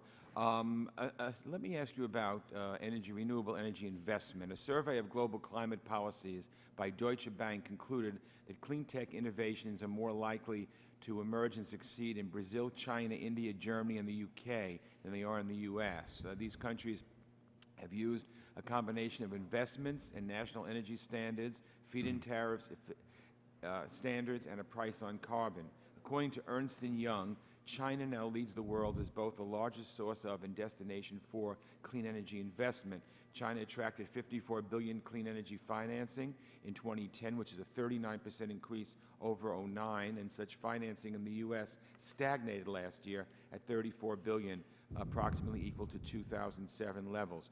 Your budget proposes to invest in energy efficiency, renewable energy technology, science, and clean energy research, development, and deployment, and it eliminates $40 billion over 10 years in tax subsidies to big oil, with which I agree. Big oil is making record profits, and they don't need the tax subsidies. However, some people have argued that if you eliminate subsidies for big oil, it means the government is wrongly in the business of picking winners or losers. They say, I don't agree, but they say that if we remove the subsidies for big oil, then out of fairness, we should remove subsidies from every other specific industry or business, green technologies or whatever. How do you respond to this? Well, I think the government over the past decades, really over the past century, has always looked at subsidies and tried to, and it's a part of the Congress and the presidents to try to decide what would be appropriate subsidies, but also how long. The subsidies have been used in the past to encourage new industries to get started. And so the oil subsidies began roughly 100 years ago, and for the express intent of actually helping this industry get started. But as you pointed out, they are making doing very well on their own. Yeah, they did make $137 billion last year. Right. I mean, God bless them, but I don't think they need any help from the government anymore. Let me ask you this. About 2/3 of the Department of Energy's budget is directed at nuclear weapons or nuclear cleanup activities, and there are some who argue that those activities would be better handled by the Department of Defense, by DOD. How do you respond to that? Well, I respectfully don't agree with that. I think the nuclear weapons and the nuclear cleanup is needs a very science-based approach to this that we have developed since the Manhattan Project. A lot of expertise. I think that we should continue to have it within the NNSA and also within the Department of Energy, the Environmental Management. Again, thank you. Thank you very much, Mr. Secretary. And again, thank you for the good job that Recognize the gentleman from Colorado, Mr. Gardner, for 5 minutes. I thank the Chairman for his time, and thank you, Secretary Chu, for your time and testimony today. A couple of questions. We heard our colleague from Massachusetts refer to the impact the Strategic Petroleum Reserve had on the price of oil. It did, when that was released, it reduced the price of gas at the pump? It cause and effect, certainly after you're talking about the last. Yeah, in June of 2011, yes. The price did drop? Yes. Okay, thank you. And is the President considering releasing, you said it before, he's considering releasing the SPRO right now to respond to gas prices? As we said, that option remains on the table. Is the SPRO intended to be used only during times of severe supply disruptions and real emergencies? It's a little more complicated than that, but that is the primary use. There also are do those circumstances exist now? Let me just finish. Certainly, the primary use is for supply disruption. There's also issues for severe economic disruption. Due to a severe energy disruption, correct? Not well. For example, we released SPRO before when there was a bad hurricane. Katrina, correct? Yeah. Do we have a hurricane that's taken refineries out now? No, we don't. Okay, thank you. The President said yesterday that the only solution to high gas prices is decreased demand. Last year, though, together with our allies, 60 million barrels of the world's strategic reserve was released. The price of oil dropped by $4 from $95, and even though it returned to $95 6 days later, supply made a difference. Don't you agree? I think the supply did make a difference, but thank you. On July 14, 2008, when President Bush lifted the moratorium, the price of oil dropped $9, more than 2 times the drop from the SPRO release last year, and it kept going down even though people knew that the increased supplies would not come online for years. The anticipation of supply made a difference, didn't it? That is true. If long-term decreased demand has an effect on price, then don't the basic laws of supply and demand dictate that so will long-term increased supplies? So I absolutely agree. Long-term. So if you're going to pursue short-term policies such as using the SPRO for market manipulation, shouldn't you, at a minimum, couple that with long-term supply solutions such as increased production? Well, as you yourself pointed out, the primary uses of the SPRO are to deal with supply interruptions and other economic emergencies. So supply, we need a long-term supply solution because you've said that supply matters. We do. We need a long-term supply solution. And we need to increase supply at that point. Is that correct? The world needs a long-term demand solution as well to moderate our demand. If you increase supply, it will decrease costs. That's what you've admitted to. That's what the SPRO did. Is that correct? I agree that both supply and demand matter. Last year, when you drew down from the SPRO, oil prices were $95. You haven't replaced those 30 million barrels, have you? No, we did. How do you plan to replace those barrels now that the price of oil is even higher? There is a plan put forward in our FY13 budget over a period of years to begin to buy back that oil. So you're buying back that oil but not increasing production. What about the royalty in kind program? Secretary Salazar's office was in charge of. I'm not intimately aware of that. You're not familiar with it. Will you meet with Secretary Salazar to reinstate the royalty in kind program so that these barrels of oil can be replaced before you draw down again? I will certainly get informed of the situation. Would you please report to us about your conversation with the Department of Interior? Based on what the President said yesterday, this morning, at a press conference, he called phony to try to get down to $2 of gasoline. Is it phony to want to reduce the price of gasoline? I think the President is very clear, as I've been very clear, we do want the price of gasoline to go down. And we need to do that by increasing supply, as you've said, by releasing the SPRO or perhaps increasing domestic production. Well, as the President has pointed out, as many people in this session have pointed out, the supply in the United States supply by itself is not going to, it will affect the world's demand. Like the release of SPRO. But it in itself doesn't control it. We certainly supply, you said that increased supply decreases price as exemplified by the SPRO. But as you well know, the production of U.S. petroleum has increased over the last 8 years, and yet the prices have... So the SPRO didn't then cause gas prices to go down like you just said it did. We know it did, and you said that supply caused the SPRO to go down. The SPRO release caused there was a short-term, if you look at the historical record... Because of a supply infusion into the market? No, I think So it wasn't supply? If you would let me finish, So what happened in this? Sorry, the gentleman's time's expired. At this time, I recognize the gentleman from Washington State, Mr. Inslee, for 5 minutes. Mr. Secretary, if you'd like to finish your answer, you weren't given an opportunity. Go ahead if you'd like to do that. Oh, yes.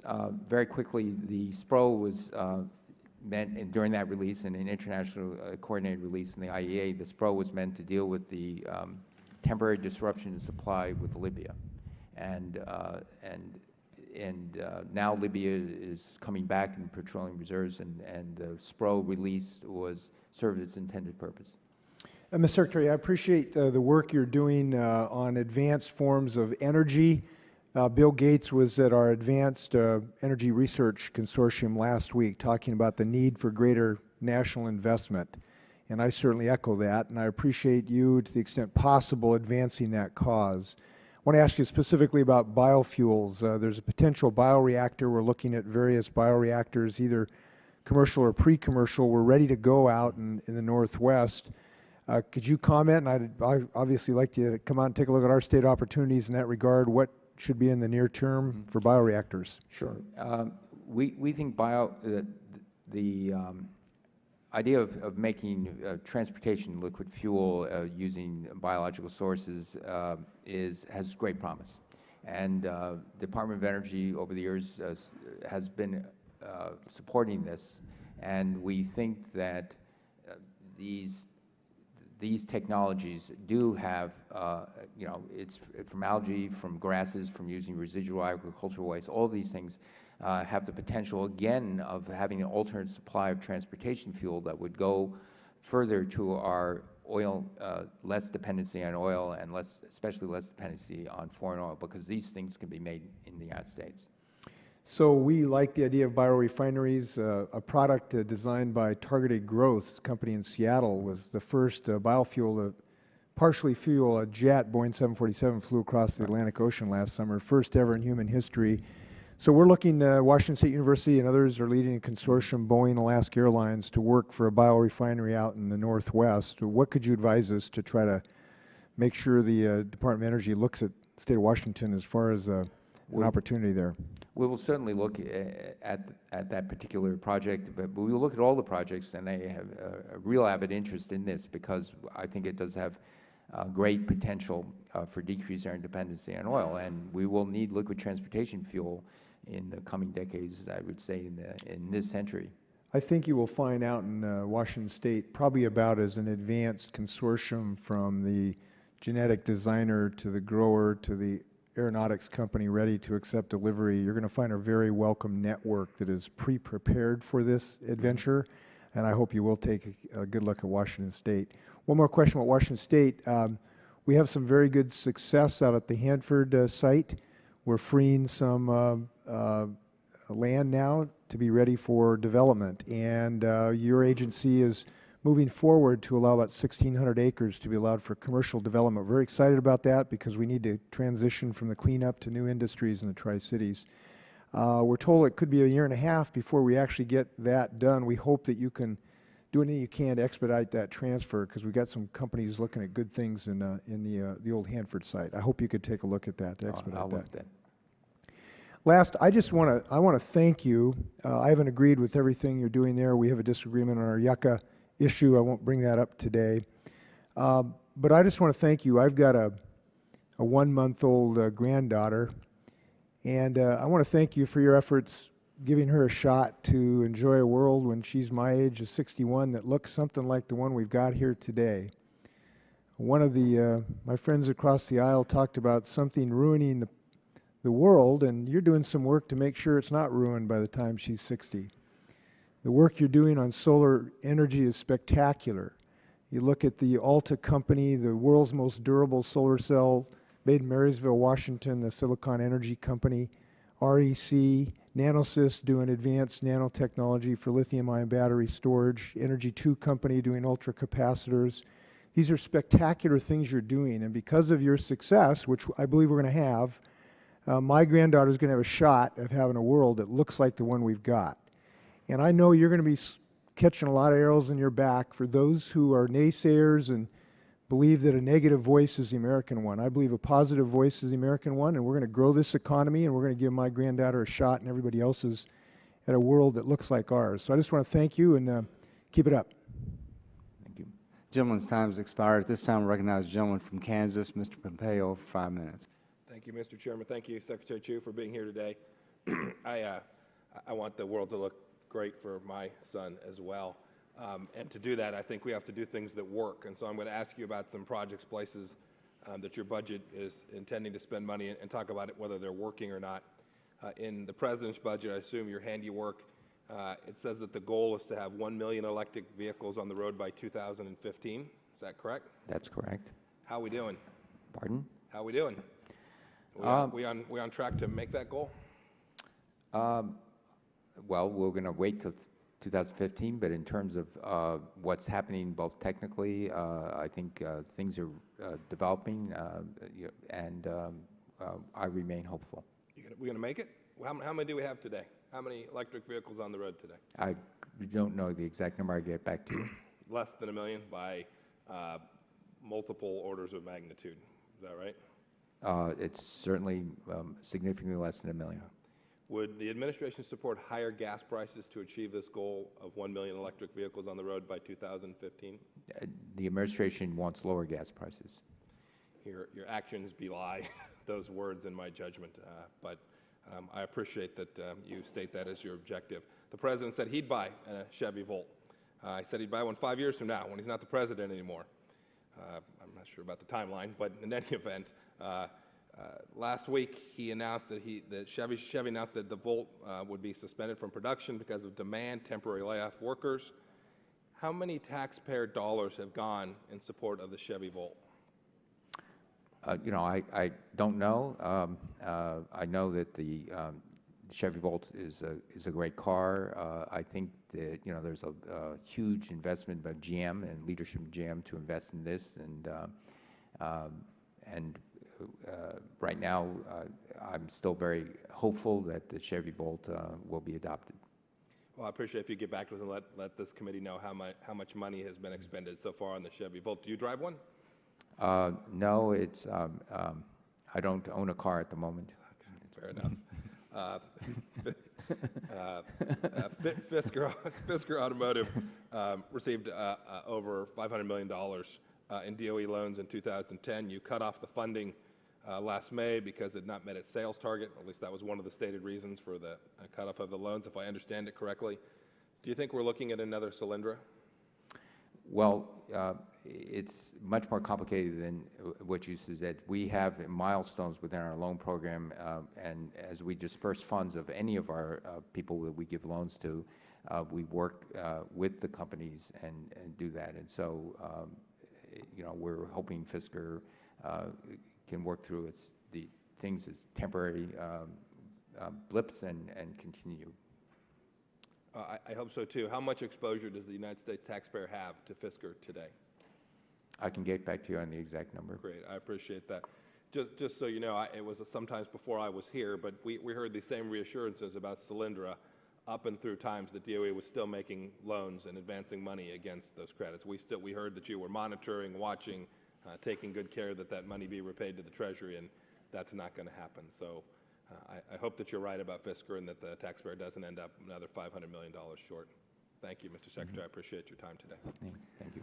Mr. Secretary, we appreciate your time. Unfortunately, we have 4 votes on the floor, and we do have about 4 members that wanted to come back to finish asking questions. And I was wondering, would you be able to be back here at 15 to 1 for a little while or not? I've just heard from my staff that we've agreed to do it. I was worried about another appointment. No, I understand, and we appreciate it. And as you know, we have some of the finest restaurants here in the Rayburn building. So if you want to get something to eat, but we'll be back just as quickly as we possibly can. And we do thank you for your time. And there may or may not be 4 coming back, but thank you very much. Thank you, Mr. Chairman.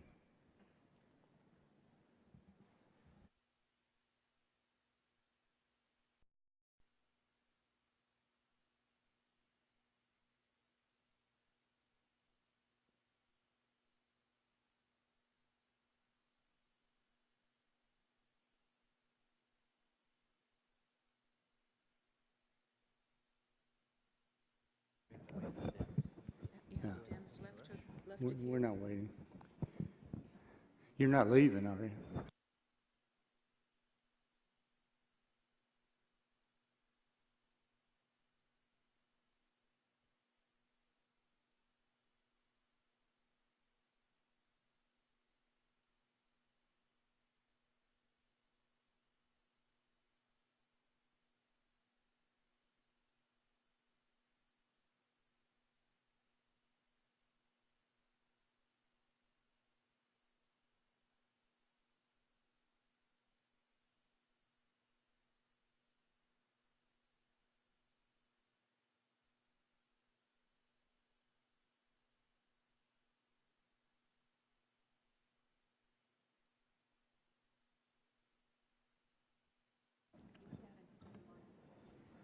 Did he? You stood in line at the deli?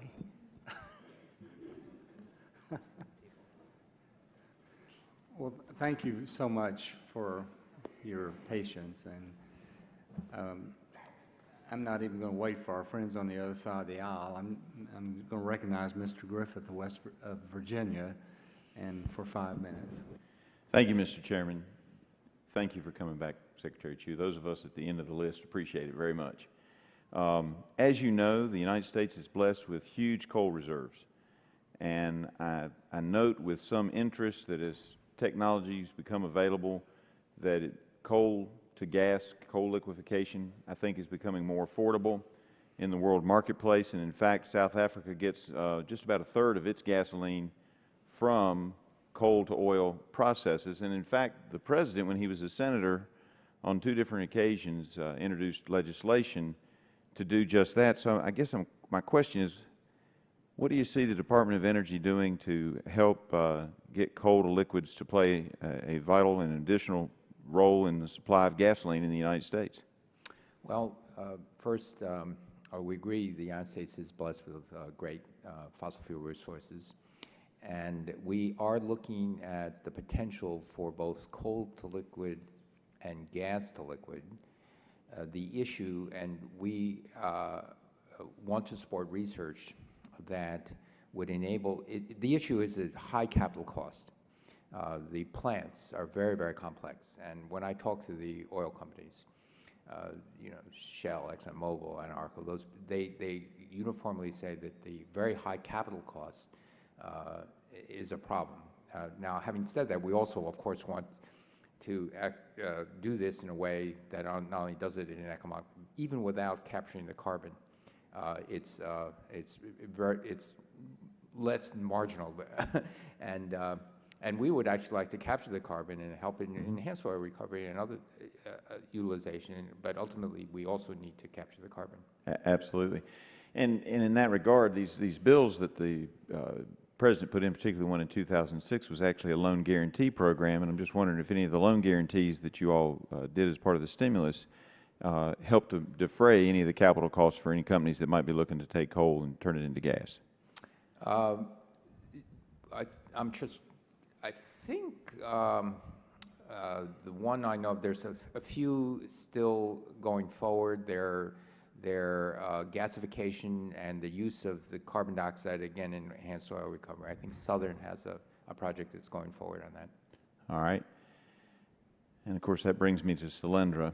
And, you know, you all have indicated that what was happening in the Chinese market, both your administration and you have indicated what was happening in the Chinese market was not anticipated in 2009 when the loan guarantee was done. One of the questions I've always had, Secretary Chu, is that was known, based on the way I heard your testimony over the course of the last year, that was actually known, though, by late 2010 and certainly by February of 2011. And so that calls into question, if you knew what was happening in the Chinese market and that the price was so low that Solyndra couldn't manufacture its product for the price that the Chinese were selling their product for, why the subordination? You're absolutely right. Certainly by 2011, late 2010, we did know that Solyndra was in deep trouble. That there was, by then the price was... But you also knew that the Chinese market had basically made them, you may not agree, but it had made their products cheaper than Solyndra could produce their product. They could sell the Chinese could sell their product for less than Solyndra could produce. their product for. Isn't that correct? It is correct that we knew that Solyndra was in deep, deep trouble and there was a chance of bankruptcy. And when we came time to decide how to do this, it was a judgment call on whether the loan was for a project. And I know that you have said that before, and I respect you, but that being said, isn't it a fact that in late 2010 and certainly by February of 2011, when the subordination was signed off on, when you look at the price of what the Chinese were able to sell their product at and the price of what Solyndra was able to produce their product at, the Chinese could sell cheaper than Solyndra could produce. Isn't that a fact? That's correct. Okay, thank you. I appreciate that very much. And I would also ask you in that same vein, different aisle maybe of the church, Chairman Upton and Stearns recently sent you a letter on the loan program for Prologis. I hope I'm saying that right. And Solyndra was to be the supplier for the first phase of that project, but then Solyndra went bankrupt. Why did DOE feel, knowing what they knew, why did DOE feel comfortable including Solyndra in the first phase as the first phase supplier for Prologis at a time when you knew they were about to fold, or knew that they were in serious danger of folding, even with the first subordination? But I know you were hoping that there would be the second August subordination from outside money coming in. But why did you go forward with Prologis and say, look, this ought to be your supplier? Well, first, we were uncomfortable with Solyndra being a supplier, quite frankly. And Prologis had a very small, the initial one was Solyndra, but I was saying, I believe the Prologis business model was a very good one. I was very supportive of that loan. But I was nervous if Solyndra weren't there, that Prologis should line up a plan B. All right. I thank you, and I yield back. Thank you, Mr. Chairman. Thank you, Mr. The gentleman's Secretary. time has expired. At this time, I recognize Mr. Olson of Texas for 5 minutes. I thank the Chair. And Dr. Chu, I'd like to thank you for your testimony today, and especially for waiting for us to come back after votes. It's appreciated. I'd like to ask you a few questions related to the electric grid, because, as you are surely aware, the potential for conflict between grid reliability needs and environmental rules is greater now than ever. And in the interest of time, I'd appreciate it if you could simply answer yes or no to the following questions. Question number one, are you aware that under Section 202 of the Federal Power Act, DOE can issue emergency orders to require a generator to run? Yes or no? Yes, I'm aware of that. That's what I thought, sir. Thank you. Question number two, are you aware that a generator's compliance with an emergency order could result in a violation of environmental laws and subject generators to citizen lawsuits? Yes or no? I'm aware of that. That's what I thought as well. Thank you. Question number three, do you believe it is fair to make generators choose between complying with a DOE emergency order or complying with environmental laws and regulations? Is that fair? In most instances, we believe that it doesn't have to be an either or, and so what, as I said before, the Department of Energy's job is to make sure that there's to help the private sector ensure that we have a reliable source of electricity for our businesses and for our citizens. I'll count that as the leaning not fair. But question number four, not to put words in your mouth, are you aware that this situation has risen twice in recent years where a generator was forced to pay environmental fines and settle a citizen lawsuit because they complied with an emergency order from your department? Are you aware of that, yes or no? I'm not sure, candidly, but it may have occurred. It has occurred with a company called Mirant, which is now Genon. And two issues in particular with them, one out in San Francisco, California. I can get some details on that. I'm sure your staff can do that as well. And my final question for you is, would you be supportive of efforts to remedy this potential conflict between the federal laws? I'm very supportive that we don't want to order that a generator continue to be online to produce emergency backup power and face federal fines from another branch. And we're very eager to work through those issues. That is fantastic, because I look forward to your support when I introduce legislation to address this issue in the upcoming weeks. Thank you again for your patience, for coming back. I yield back the balance of my time. Thank you, Mr. Olson. Mr. Scalise, you're recognized for 5 minutes. Thank you, Mr. Chairman. I appreciate you having the hearing. Secretary Chu, thank you for coming with us and for staying through the vote series. I appreciate that. I want to get into the, I guess the different definition of an all-of-the-above energy strategy, because I think while we've been talking about and actually passing legislation out of the House to implement an all-of-the-above energy strategy so that we can not only create millions of American jobs, but also lower prices of gas at the pump and eliminate our dependence on Middle Eastern oil. The President has recently started talking about an all-of-the-above energy strategy, but if you look at the actual things that he's done, his policies have actually hurt energy production in this country. And I want to start by asking you, the President's out there boasting that, energy production, oil production's never been higher, as if he supports that, yet when you actually look at the facts, from what we've seen, numbers we've seen show that actual production on federal lands, which the President has control over through his Department of Interior, is down 11%. And in fact, in the Gulf of Mexico, it's down 17%. Have you seen any numbers similar to that to indicate just what's happening in areas where the federal government does have a jurisdiction? I've seen numbers that I gleaned from a recent Senate speech that were gleaned from what are the numbers that you've seen validating what I've seen, that there's an actual decline in production on federal lands? If you start the clock when President Obama became president, the numbers I've seen show an increase in. We've seen just from 2010 to 2011 an 11% reduction in oil production on federal lands. In the Gulf of Mexico exclusively, we've seen a 17% reduction in oil production. Where the increases come is on private lands, North Dakota and the shale plays, which, by the way, the President's trying to shut down through the EPA. So it's a little bit disingenuous for the President to go out there and say he's for all of the above and oil production's never been higher, when on federal lands where he's got an influence, he's actually used his influence to reduce production, and on private lands where he doesn't directly have an influence, he's trying through the EPA to shut down the fracking process, which would mean there would be a reduction there too, making us more dependent. And so, I'll go back to the comments that you've made in the past and the President have made in support of higher gas prices. And back in 2008, right after the President was elected, you said, and let me make sure, quote, somehow we have to figure out how to boost the price of gasoline to the levels in Europe. Did you say that? I'm not sure. As I said before, you said it or you didn't, and it's been a tribute. I mean, it's not the first time you've heard this, because many people have asked you about it, and I've heard you confirm that you said it. I said something very similar. I'm not sure what. Okay, when the date was, so the levels of the prices in Europe are what right now?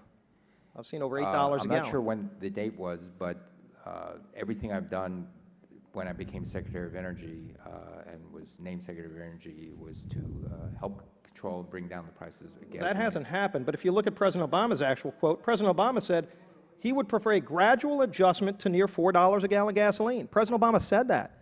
And unfortunately, the President's put policies in place that have gotten us now to $4 a gallon almost in gasoline prices. We've seen it. It's $1.83 when he started as President. It's over $3.70 now. So the President's got his wish.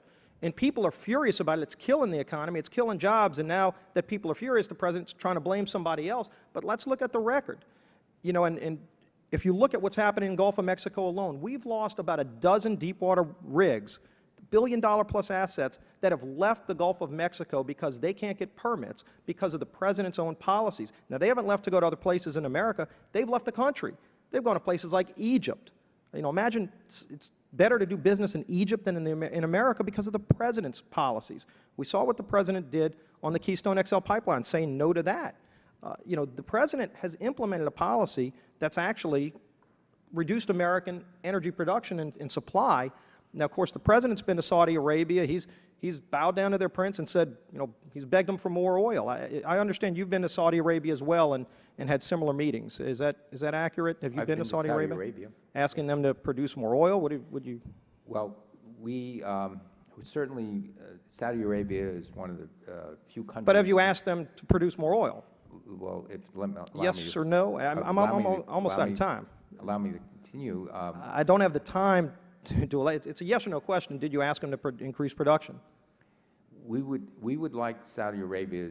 Mr. Secretary, and I'm almost out of time. I apologize. I'm sure you'll have an opportunity to answer later. But rather than going to Saudi Arabia, I've mapped out, it's only about a 5-minute walk from your office to the White House. I would suggest instead of going to Saudi Arabia and asking them to increase production, go to 1600 Pennsylvania Avenue and ask the President to reverse his policies that have reduced production in America and made gas prices higher, both with the permitorium in the Gulf, where there's still no consistent policy to get permits, and it's killing production. We've lost a dozen rigs. They've left America. We've lost thousands of jobs because of that. Keystone Pipeline, we lost 1 million barrels from Canada that we now have to get from Middle Eastern countries who don't like us. This EPA attack on fracking, which is killing innovation. We've talked to a company recently, an American energy company, who left $3 billion on the table. So I would just ask that you go and pursue the administration policies that are killing energy production and causing higher gas prices instead of going to Saudi Arabia. I yield back. Gentleman's time has expired. Yield back. Now, Mr. Secretary, if you want to try to respond, feel free to do so. Very, very quickly, we're talking about immediate spare production, and Saudi Arabia is one of the few countries that has immediate spare production. To develop an oil field in the Gulf takes years, at least typically 5 years, and to actually explore, find, develop this. And so for immediate spare production, we think that would have a way of moderating price spikes in the world oil market. Well, that concludes today's hearing, and once again, I want to thank you and your staff for your patience, and I do want to ask unanimous consent to enter into the record a recent survey made in Nevada regarding the public's views on Yucca Mountain. Without objection, that'll be entered into the record, and then we'll keep the record open for 10 days for any additional materials that may be submitted.